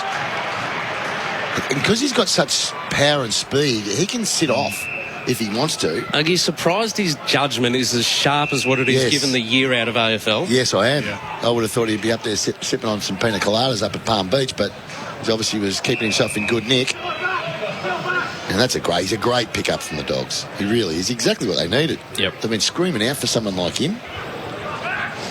Now, and they had him and they played him as a forward. He wasn't going much good, but Carlton found the position for him and he's turned into a great defender. Oldest player on the list as well for the Dogs, 32. Yeah, but he's still got his zip. He's got his speed and spring. Age should not weary him. He signed a 3-year deal, didn't he? He's lucky. I think he did. It's like he did try to attempt the mark inside 50 for North. Stevenson. His handball was stolen by Smith. It pushes it wide for Norton, who's pushed up the ground. His defensive side of the outer wing for the Western Bulldogs. He's got options moving out towards the boundary for him down the line. Lob was one of them. Again. Over his head. Riley West paddles it, sits up for him. Left foot kick inside 50. Jones. This is Arthur Jones at the other end all by himself. strafing inside 50, uncontested just about, and he's taken the mark about 30 metres straight in front. Arthur Jones, and will line up his second goal of the day. Yeah, they were talking about before having a non-preferred side, and that was the non-preferred side of Riley West, and beautiful kick. Not a real surprise. He's had a ball in his hand since he was about one with his old man, no doubt. The boy from Mount Barker, Western Australia, Arnie Jones, comes in, and it's a beautiful kick right over the goal umpire. So he's got 2 as well. Arthur Jones yet to make his debut. So they've got 7 out of the big blokes, 5 out of the smaller forwards in Scott and Jones. You've got Waitman to bring back into this team. They're going to be a good team this year. I know I've been saying it. Probably people are sick of hearing it, but on this body of work, admittedly against the last year's Wooden Spoons, let's not get too carried away. We'll see how they go in round 1, but just think that they've got their list management sorted and they've recruited the type of player they needed, and they've got some young developing guys that are going to be a handful in that tall forward setup. Darcy and Ugle-Hagan.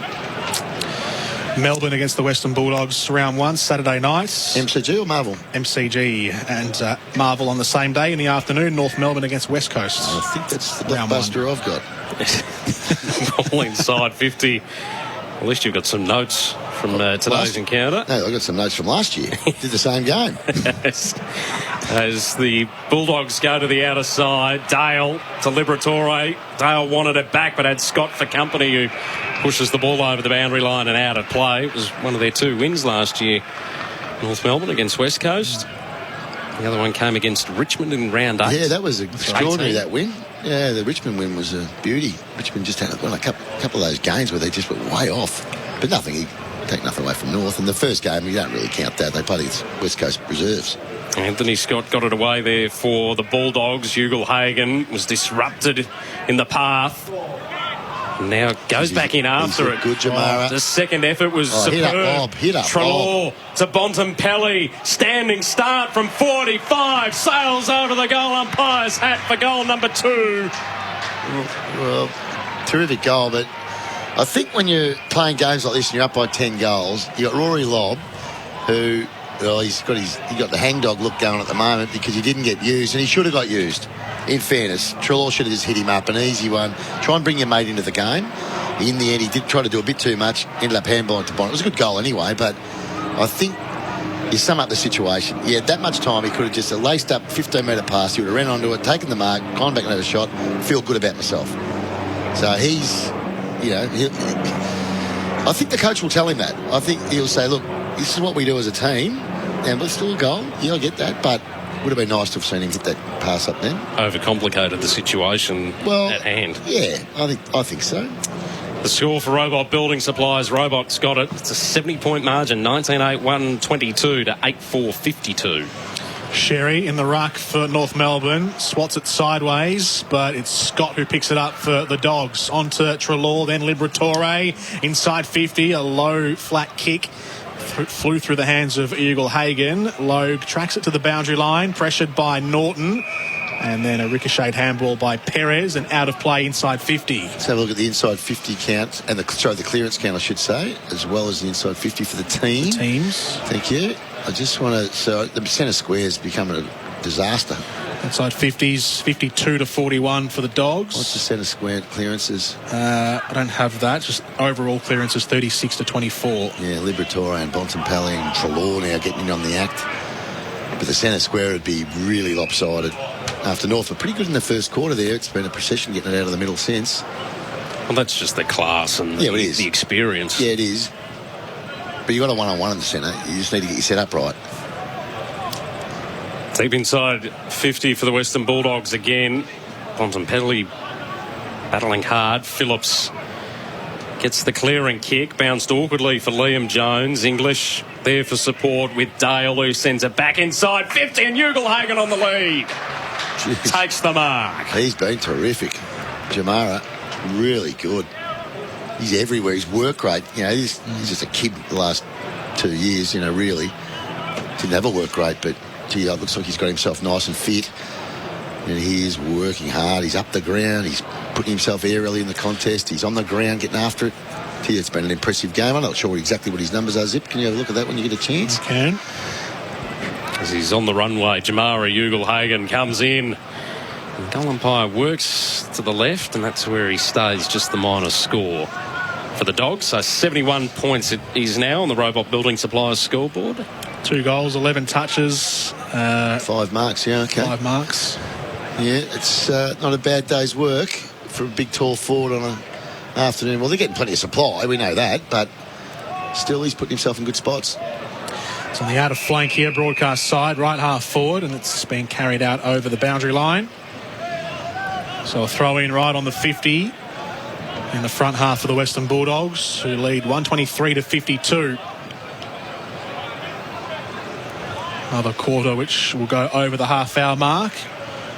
Ticked into the 31st minute now. Sherry works it down to Cunnington, who resurfaces with the foot. He did very well. Over to Phillips. Left-footed kick, scrubs out of the traffic into the centre square. Dale picks it up. Now Bontempelli delivers inside to the goal square, and McDonald kept his feet and ducked out of the traffic. There's a couple of Dogs defenders who hit each other, and it's going to be a Luke McDonald free kick at full back. Is it Norton that went down?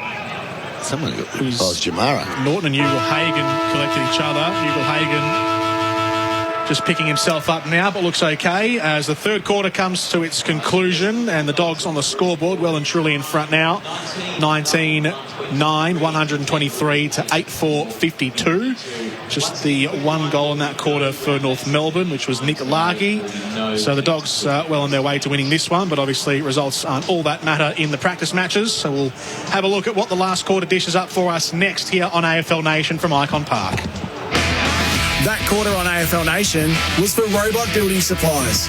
Robots got it. G'day, Damien Fleming here. To open the bowling on your career, talk with MEGT. Their one-on-one jobs and skills coaching, resumes and job interview tips make you a very employable all-rounder. Call 13MEGT or visit MEGT.com.au.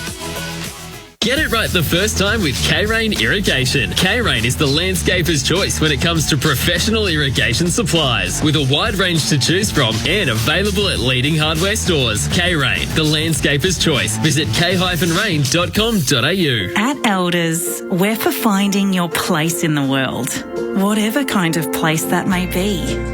From the inner city pad to the boundless family farm, for fresh starts, sea and tree changes, for the search and the sail, for the experience, yours and ours, for realising the dream no matter what it looks like.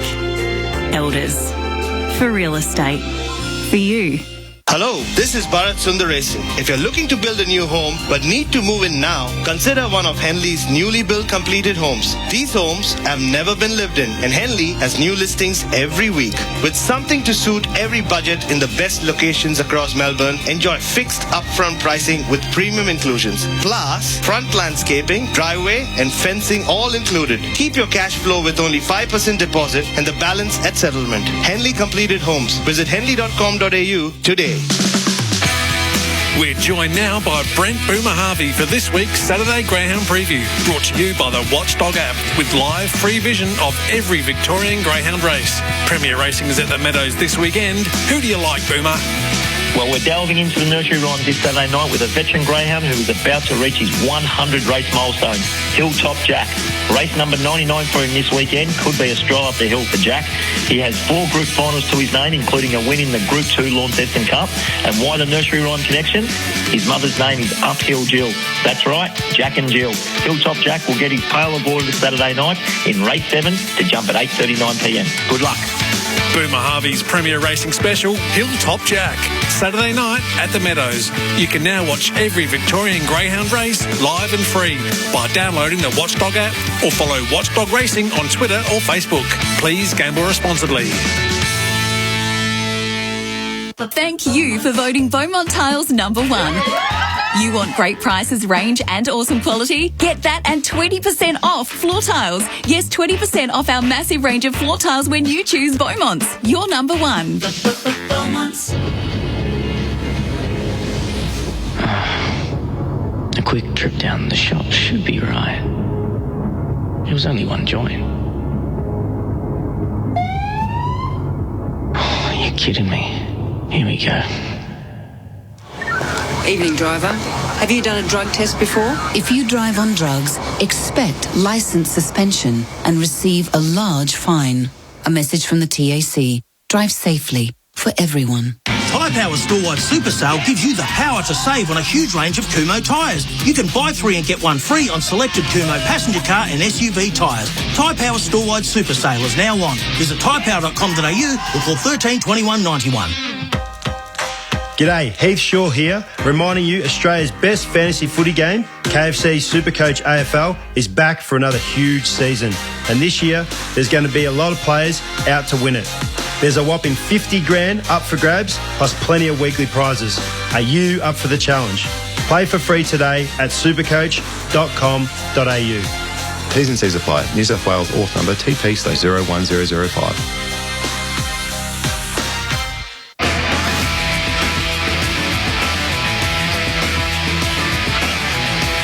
AFL Nation's pre-season coverage for the McValue bundle at Macca's and for Elders for Australian agriculture. Stoppage inside 50 for the Western Bulldogs. They scored quickly at the start of the second, and they might score quickly at the start of the third. Marcus Bontempelli, it was a clean tap down from Rory Lobb. High ball. Well, the North defenders ended up spoiling each other. McLean to Scott to Liberatore. Squeezes it in. Now it goes back in after it. Good, Jamara. The second effort was superb. Trelaw to Bontempelli. Standing start from 45. Sails over the goal. Umpire's hat for goal number 2. The Bulldogs pulling away in that third quarter. They lead by 71 points as we turn for home at Icon Park. It's AFL Nation for Macca's. Pick up the McValue bundle, just $26.95 at Macca's. And for Elders, Australian Agriculture. Matthew Cox, Liam Pickering and Jordan Canellis with you on the call this afternoon from Icon Park. It's been a hot day. There's a bit of cloud cover starting to come in now, which is a little reprieve, but not too much. Wait to see what this final term will deliver us. Will North Melbourne stem the flow, or will the Bulldogs continue to pull away? Well, they haven't made too many positional changes. They're still tall in the forward line. Norton, Lobb, Ugle-Hagan and Darcy all in the forward line. And a couple of smaller players in there as well, but gee, they're tall. It's really stretching the North defence. As the fourth quarter gets underway, Simpkin and Smith wrestle with one another, competing for the footy. Still they go now at ground level. And tunnel balled out by Smith onto Trelaw, and now Bontempelli motoring through the centre square. Inside 50 to Norton, who drops the mark at the last moment. McDonald spins away from Norton. And he got the kick, McDonald, but yes, Norton's following up, putting McDonald under pressure, turned the ball over, and Bontempelli has turned it straight back. This is a risky kick. McDonald goes across defensive 50, finds the tallest man on North Melbourne's list in Goldstein, who marks, delivers on to Sheasel, lays it out into the hands of Cunnington. Sheasel continues on, feeds the handball forward to Scott, on to Shields, across to Powell, inside 50, 40 metres out. Powell sets sail for goal. Beautiful finish. That was a great passage of play. Wonderful move from North Melbourne. Yeah, much better passage that. I thought they might have overdone it and gone one handball too many, but they didn't. They did it beautifully, and a nice finish by Tommy Powell. Hasn't had big numbers today, just the 12 touches, but he's a good young player. So they start the last quarter with a goal. Lovely flowing passage of play, handballing through the corridor. And Powell was there to finish it off from about 40 metres out, straight in front. North Melbourne 9-4-58. The Western Bulldogs 19-9-123 on the fourth quarter scoreboard. And if you're a North fan, that's what you want to see. Yeah, absolutely it is. Yeah, no doubt. Not just the passage of play, but to take it on when the game's lost. Yeah, absolutely. And from a couple of the youngsters too. Yeah, well, it's exactly what you want your youngsters to do. Sheasel was involved at half back and all the way through with handball. It was good. Goldstein and English juggled it, lost it. Smith chasing it to the outer wing, still can't gather it. Now under pressure from Turner, still can't gather it. Arms in the air, flailing, going, I haven't got it. And that's because Turner's now picked it up. Gives the handball to Goldstein. Some purpose for North Melbourne. Inside 50, cut off by Dale. It takes the mark. Called to play on. Back pocket outer side for the Bulldogs. Goes down that outer boundary line. McLean had 2 to beat and did so. Takes the mark. Centre wing on the outer side. Good player, Toby McLean. 65 points the margin on the Robot Building Supplies. Robot's got its scoreboard as the Dogs look to attack again.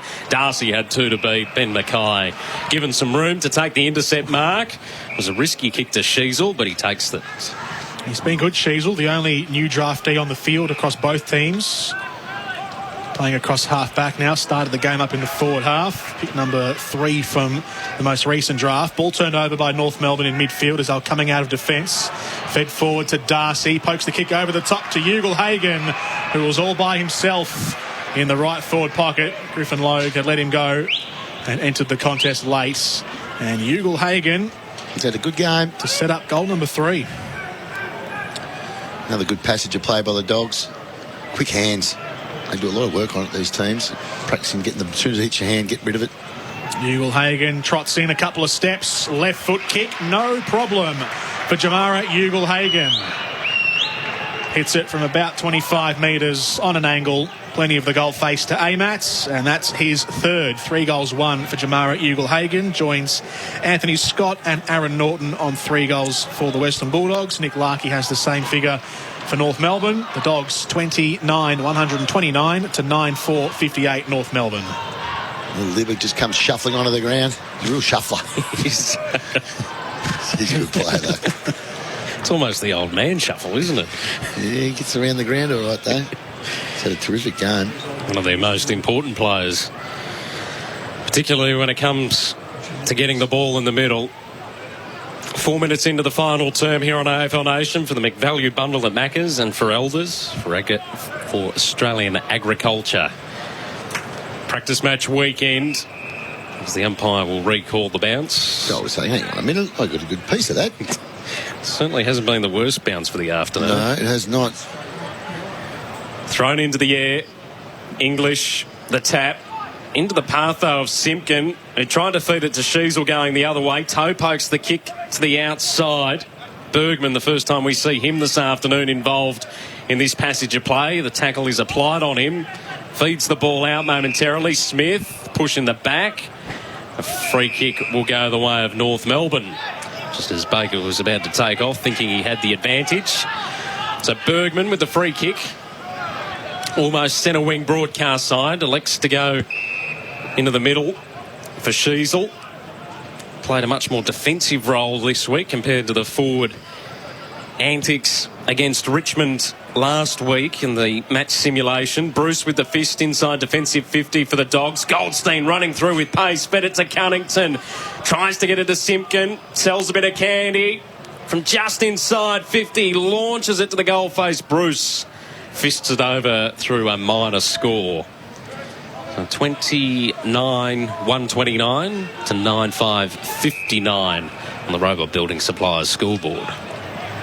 The Dogs run it out of defence and they'll get a down the field free kick as Baker was shoved to ground after he kicked it.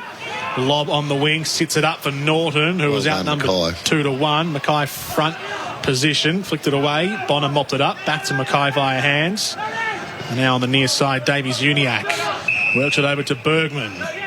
He takes the mark on the right back flank. On the broadcast side of the ground, works it inside to Sheasel. He'll clip it forwards to the edge of the centre square to Davies-Uniacke, who ran on. The Dogs have all their lines of defence set up down the ground, so Davies-Uniacke has to go over the top, looking for Liam Shields, but Alex Keith was there, and the defensive unit does its job. Keith takes the mark on defensive 50. Still plenty of draftees we'll see throughout the course of the season for North Melbourne. No George Wardlaw in the team today. It'll be a late start of the season, I believe. Yep. No, there won't be any Braden George this year, who was a highly touted draft pick. Look at that fly from Aaron Norton. Didn't take the mark. Arthur Jones on the mop up, but his handball is turned over. Goldstein shovels it backwards to Simpkin. He's got Bonner riding shotgun to his left. Casts it high inside 50. Curtis likes the look of it. And he has, pushed Bruce in the back. Free kick to the Dogs defender at centre half back. Earlier today, the Giants defeated the Suns by 45 points. And still to come this afternoon, we've got Melbourne and Richmond out at Casey Fields. That match getting underway at 4:10. That'll be a good match. I'm looking forward to having a look at that, because Richmond, there's a big hype about the Tigers, back to their, Richmond a couple of years ago, but Melbourne looked really sharp against St Kilda the other night. The Dogs exiting defensive 50. They find McRae, who comes wide to Riley West. Takes the mark on the centre wing. Feeds it to Oscar Baker. By hand to McRae. Inside 50. Darcy the target. Low cutting in front. Brought the ball to ground. Zeebel's handball was chopped off. Desperation from Simpkin. The fend off was okay. Logue under pressure. Spun out of trouble. Found McDonald. It was a long kick to Curtis, who's got some room. Takes one bounce on the outer wing. Comden's the option. Goes shorter to Will Phillips at centre half forward. Spins around.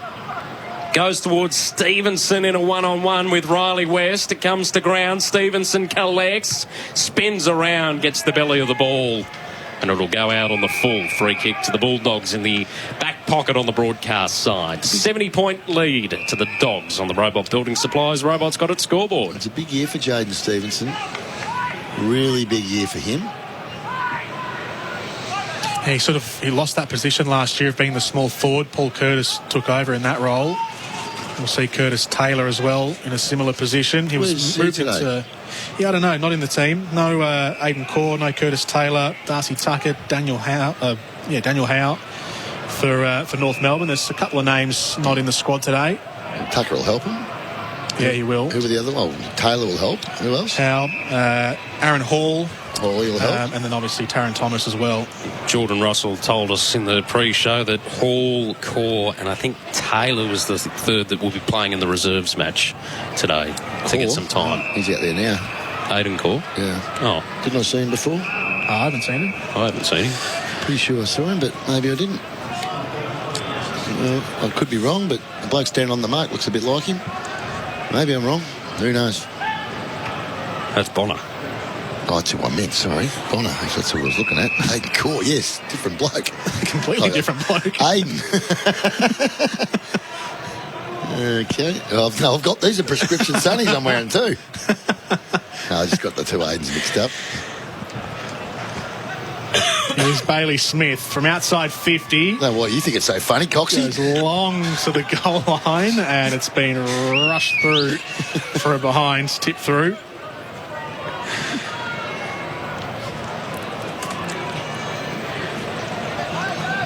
So one more added to the score of the Western Bulldogs. 20-10, 130 to 9-5-59. As the kick in for North Melbourne comes to the broadcast side. Off hands, out of play. Jaden Stevenson. Off his hands. Boundary throw in. That left half forward for the Western Bulldogs.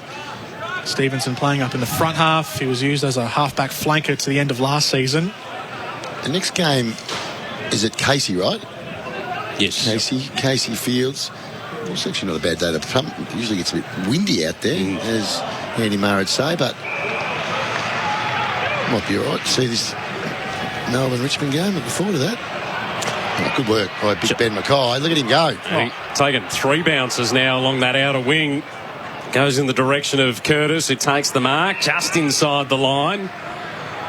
North have had a couple of good passages of play in this final term. Is this another lucky? Had two to beat. Keith and Bruce. Powell's intercepted the mark, and he's going to run into an open goal. Oh, just kick it, man. He finally did. He had two Dogs players bearing down on him, and eventually he was able to shuffle it through. He kicked the first goal of the term, and now he gets his second. He's trying to be a bit unselfish and trying to include his teammate, but when you're running into the top of the goal square, just kick it. So the Roos move to 10-5-65. And the Dogs 20-10, 130, all thanks to Robot Building Supplies. It's AFL Nation this afternoon for the McValue bundle at Macca's and Elders for Australian agriculture. At least what we're seeing, and that Ben Mackay passage of play sums it up, is they're wanting to move the ball north. Last year, they were the most stagnant team in the AFL. They just wanted to go back, kick it down the line, go back, maybe square it, then kick it down the line. And it was boring to watch, and it wasn't producing any results anyway. So I think when you've got a coach like Clarkson, he won't want them playing that way. And so this last quarter, they've shown a little bit of dash off half-back, which I think they need to do. And I like the roles that Phillips and Powell have played, and they'll be a big help in that. Phillips will have to get himself back into the groove. Powell played most of last season, but more sort of on the outside. But he's played a attacking midfielder role today, which has been promising. Yeah, he has, and he's finishing the game off well. Back into the middle. Another ordinary bounce from the umpire. Fatigue setting in. Is that little Razor Ray Chamberlain? It is Razor. He's a wee little man, isn't he? Just throw it up, Ray. You can't bounce it. We know that. A few feathers lighter on top, I think, too. I'm not commenting on that. All right, for you and Zipper, you look like bloody the amount of hair you two have got. Dingo. I'm sitting here, I'm fading away. Ray's fading away. You two have got hair. Aggro. Yeah, wait a hair you got. Jeez. I've been labelled that a few times on the bench. Yeah, it's Caleb Daniel, horror show. He tried to run off the mark and run around the man on the mark, and he's been caught. Good strong tackle, wasn't it? It was. Who was it? Who's the player? Oh, your man. Go on, sing the jingle. Not again.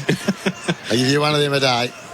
You want to hope they've signed on for the 2023. If they're not, Hutchie will be telling me off about it. I'd love to just imagine hearing Kane or Pipe singing, get your gilder. Dwayne really got into it and so did Corn. He lapped it up. Loved it. Gota comes in, and it's a lovely finish from Josh Gota. Right-footed set shot for his first goal of the day. Well, 3 goals to 1 in the last quarter. This is better from North. I like this. I like this a lot. And it doesn't look as though there's been too many personnel changes across the ground either. No. It's whether the Dogs have taken their foot off a little bit. There didn't seem the intensity to keep the ball in the forward line when it was in there before. And that happens. I mean, a hot day, you're up by 10 goals, 11 goals or whatever it was. But you'd like to finish off with some sort of positivity. The game is on the Saturday night, you said? For the Dogs? Yep. Yes. Yeah, so they've got 2 weeks to get themselves into gear for Melbourne, who will be a formidable challenger. Don't worry about that. Challenge even. Because they are looking sharp to me, the Demons. Well, 2 weeks until everything kicks off, and you'll hear it live on AFL Nation as Smith goes towards Ugle-Hagan at half forward. McDonald did well to stop him in the contest, but Ugle-Hagan fired up, then got taken into the turf by Bergman. Good endeavour from Ugle-Hagan, but ran out of space and time. Love the first bit of that move, though. He just took on a little bit too much, but he's been impressive today, Jamara. Bergman gave it off to Perez. Goes to half forward. Stevenson takes a nice overhead mark. A lot of positivity in this final term for North Melbourne. A bit of confidence as Simpkin came off the side of his boot, made it difficult for Scott. Daniel and Dale combine, and now handballs to Smith. On the outside, lob on the centre wing, allows it to bounce in front of him. Mackay bearing down, just got rid of the kick in time. Norton collects, danced beautifully around traffic, goes towards Ugle-Hagan, who just lets it float through. Norton with his 4th. And the Dogs respond after having the quarter almost taken away from them in terms of the goals that have been kicked from North Melbourne. They peg one back. 21-10, 136 to 11-5-71 on the Robot Building Supplies. Robot's got its scoreboard. Yeah, better ball movement, wasn't it? And I think he was trying to pass it to Jamara. Went over his head, and Jamara would have, if he had been able to reach it, he would have had a go at it, marked it. But it went all the way through as it turned out anyway. But they'd be thrilled. Luke Beveridge and his coaching team will be thrilled with what they've got out of these tall guys, in particular Ugle-Hagan, Norton, but also Darcy's chipped in. Haven't got a lot out of Rory Lobb, really, but he's playing a different role. Darcy about to do some ruck work too. Ooh.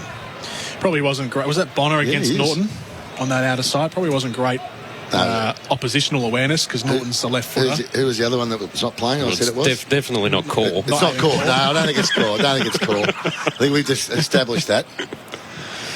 In the middle, Darcy doing the ruck work against Goldstein. It's Jamara again. Bontempelli onto the chest of Jamara Ugle-Hagan. Well, that was pretty good follow-up by the big man Darcy in the middle of the ground.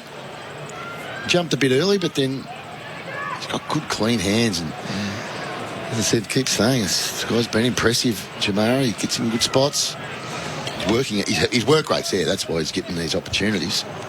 Clutch the chest mark about 50 metres out, and to join Aaron Norton on 4 goals for the match. Ugle-Hagan sits back on the kick, left foot, and right across the face, just sneaks in for a behind, closer to the behind post than the goal posts.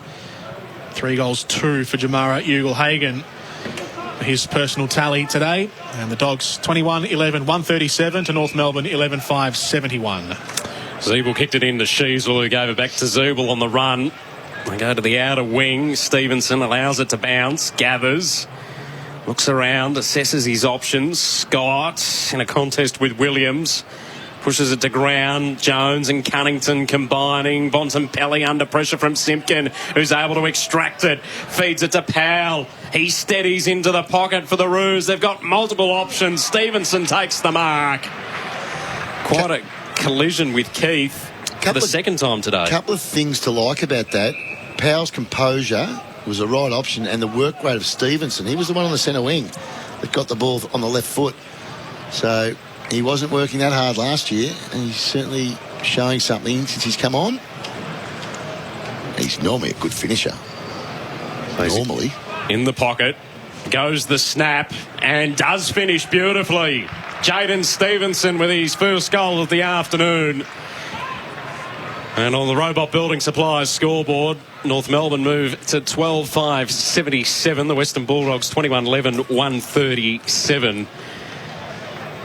Margin is at 60 points. Well, thanks to Robot Building Supplies. There's a bit of belief. You look at North Melbourne. They went into their show a little bit in that third term, but there's that confidence and belief in this final term that, yeah, we can do it. We can play on our terms. Yeah, well, they have in this quarter. Yes, the pressure's off. Well, it's off a little bit, but when the real pressure was on, they weren't able to match it with the Dogs. But it's been a pleasing last quarter so far. It's 20 minutes in. What they don't want to do now is get beaten in the quarter. I mean, they're 4 goals to 2 to win the quarter. But what can happen in these games is all of a sudden Bulldogs kick another 3 or 4 and end up losing the quarter and the margin's 15 goals. That can happen. It's still 10 goals now, but this is better. Centre clearance from North Melbourne. On to Simpkin. Right down the middle of the 50 to the goal square. Jones playing in front. Tips it down to Bruce. Handballing off to the side to Keith. Comben was there and he's on the behind line. He's ended up conceding ground with the kick backwards. The Dogs have it momentarily through Scott under the pump against Goda, and now Daniel mops things up and finds McRae at right half back. So the centre break from North Melbourne provides no extra score. Long kick from half back for the Dogs out to Logue, who's taken the grab on the wing, wants to claim the mark, and he's been tied up in between Norton and Bontempelli, and it'll be a ball up in the sun on the outer side of the ground. Sherry tips it down. The ball rolls underneath the pack and Scott picks it up out the back. He's slung into the turf by Sherry, and that is going to be holding the ball. Sherry with the tackle, and now the free kick on the outer side of Icon Park. He played on without knowing what he was doing then. So he lumbered onto it. And we didn't see the Bulldogs player. He just ran straight at him. Oh, hang on, I better kick this. Yeah, and it's come off the instep and rolled out of bounds for a throw-in at left half forward for North Melbourne. AFL Nation this afternoon for the McValue bundle at Macca's and Elders for Australian Agriculture. Throw in half forward outer side. Sherry palmed it straight into the path of McRae, who won the clearing kick. Trundles towards half forward for the Bulldogs. Norton tried to keep it in. It's actually gone out on the full. Yeah, came off the foot of the... Lob's got a one-on-one here. North defender as Norton's gone in the lob direction, who was against Bonner. And the ball's gone over the boundary line and out of play. Warm afternoon here at Icon Stadium, which is the old Princess Park, which is the old Optus Stadium, Optus Oval, or whatever it was. Which is the old Vizzy Park. Vizzy as well, but it is a warm day in Melbourne. If you're listening, 30 degrees. The Dogs have been impressive. Have Norton doing the ruck work. McLean found Liberatore, who finds Riley West in the heart of attacking 50. He takes the mark and will go back from 35 out almost directly in front. He's one of the cleanest and best decision makers in the game. Tom Liberatore. He's so clean and he's such a good decision maker. Where do you see this young man this year, Riley West? Been in the system for a fair few years now. No, I think he's going to get there. He'll get around the ball at some stage, but there's just no spot there. If he's starting to do this stuff, he'll be fine. Converts the goal. He did it towards the back end of last season too. He probably put, 7 or 8 games together in the back end of the season, which were all pretty decent. Became a real goal-scoring... Well, had a presence inside attacking 50 when he was in that part of the ground. Well, he sort of played that role that Mitch Wallace played there for a while. You know, he's good body use. He's smart. He's had footy IQ. His old man was super smart. Gee, they've had some father-sons, haven't they? When you think about it, Libber, Westy, Darcy, out there, Hunter, McLean. Wallace was one, wasn't he? Wallace. Yep. They've done well, the Dogs, with their father-sons. And, of course, they got Jamara as a zone pick, the last one to be got like that. There'll be others that I've forgotten. They've done well. Cats have done well. Pies have done well out of father-sons over the years. Really well at the moment with Dacos. Yeah. Probably leading the way at the moment. Collingwood with their quality of their father-sons. Yeah, at the moment, for current day players, Yeah. Brisbane might have something to say about that in a couple of years' time. Ashcroft is class, isn't he? Oh, Big And Tim, Fletcher. you're asleep, mate. Yeah, they English. pinged. I was just walking through the centre circle, not realising the play was open. I don't know how he thought. Now he's giving away 50. I don't know how he thought the ball that he could have just passed to him was going to be paid a mark. Come on, Tim. It's a hot day. Sunstroke. It's a hot day. Yeah, we got to give him a little bit of a spell. And he's a ruckman. I was waiting for the clip. It was coming. But Margaret from Sunbury she'll be listening for sure. Loves his hair. Beautiful hair. Big Tim. A well-manicured coif. Yeah, it's lovely. So, Jai Simpkin with the free kick from the 50. The man on the mark is about 35 metres out. Straight in front, Simpkin leans back. Goal umpire does a bit of work, but it's through. And Jai Simpkin has his first goal of the afternoon. The new co-captain of North Melbourne, he and Luke McDonald, taking over from Jack Zeeble in the off-season. One of many new captaincy changes heading into this 2023 campaign. Yeah, it's been, hasn't there? Been a few this year. 5 goals in the last quarter of the North. Well done. Dogs have got themselves 3. 25 minutes gone in this last quarter. Are we going across to the other game, or are we done now? I think we're done now. Isn't it? So you back in the studio to finish it off with a couple of hours of general sport talk and talk back? Well, he deserves it as punishment after getting here right on the bounce today. The way you went, I knew it was going to be tricky for you, to be fair. That's exactly why I didn't go that way. That's why I went to Google Maps. Mr. Google Maps, doctor. Doctor, help me. You still put me through the CBD. There's about 3 roads closed in the CBD. Oh, it's a disaster. And the drive-through at Macca's was hard to get through as well, as Phillips goes inside 50. There's a bit of a delay on the quarter pounder. I was going to say, you would have got something had you ordered. You should have gone for the McValue bundle at $26.95. Would have had us all sorted. Would have been a team performance then rather than an individual. Ball up inside 50 for North Melbourne. English, the tap down. Phillips scrubs the kick. Bruce in a battle with Comben. Trelaw picked it up. Whistle, free kick for Bruce. Any comment on the 4th umpire running around today? Haven't noticed it. No, neither have I. I think they've done a good job. They haven't missed much. I actually forgot about it. It hasn't gone very far. Trelaw has to play on quickly as it wasn't called a mark. And the kick under pressure almost went down the throat of McDonald. English doing his best to stop the traffic. Liberatore gave the handball over the top to Trelaw, to Keith, coming off half-back.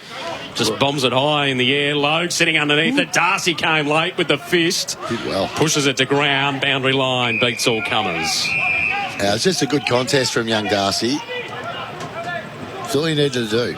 You're 208. You can just get a hand on it. Must be another one coming up soon.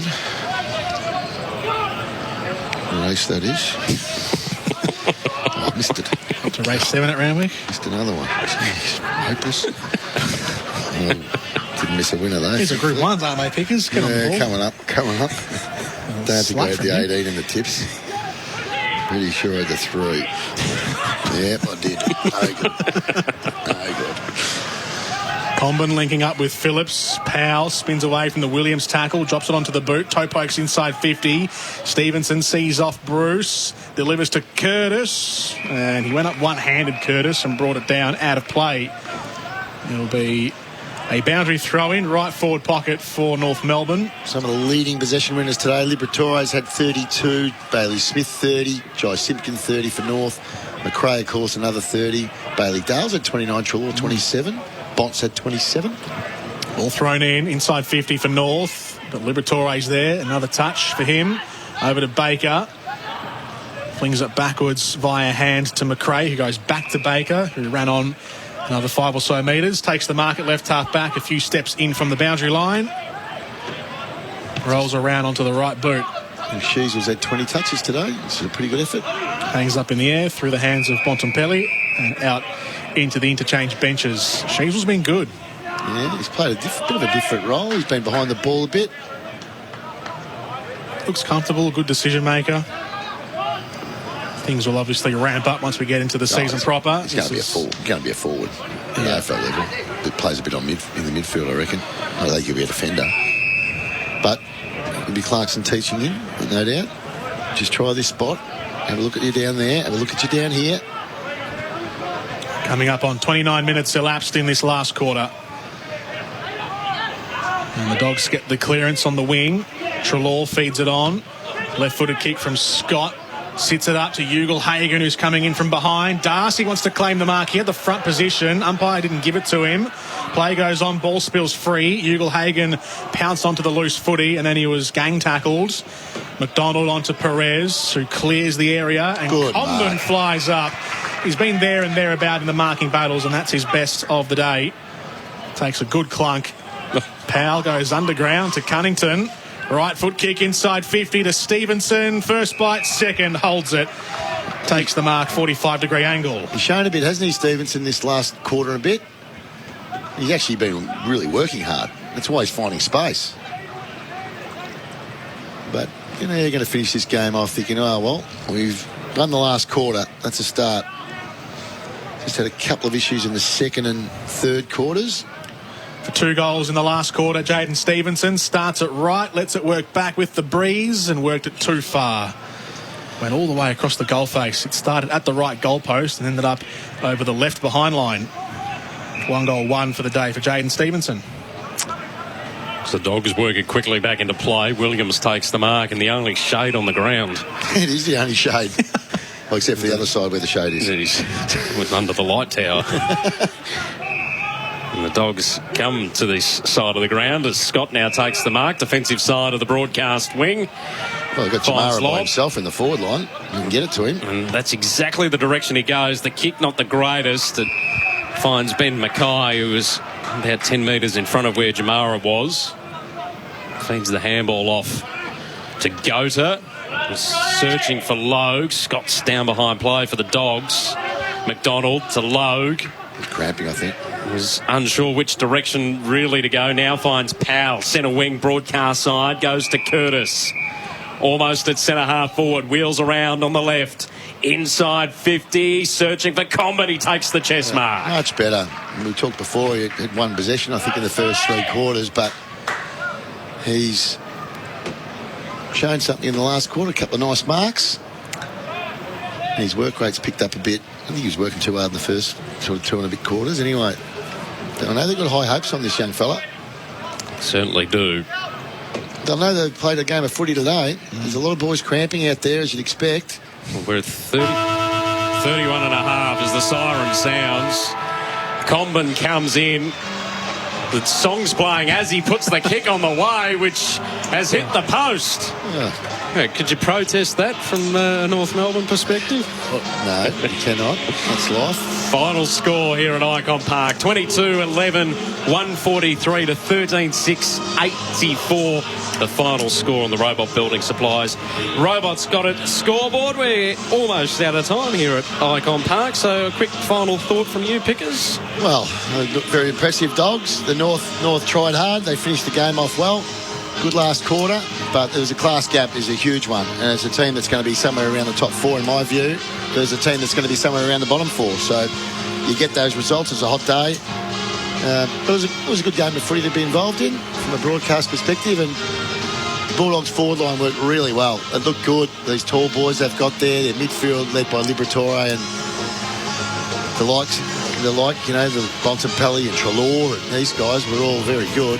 And defence looked much better with Liam Jones. So overall, I think it was a very positive experience for the Bulldogs. We'll see you on AFL Nation in 2 weeks' time for round 1. That quarter on AFL Nation.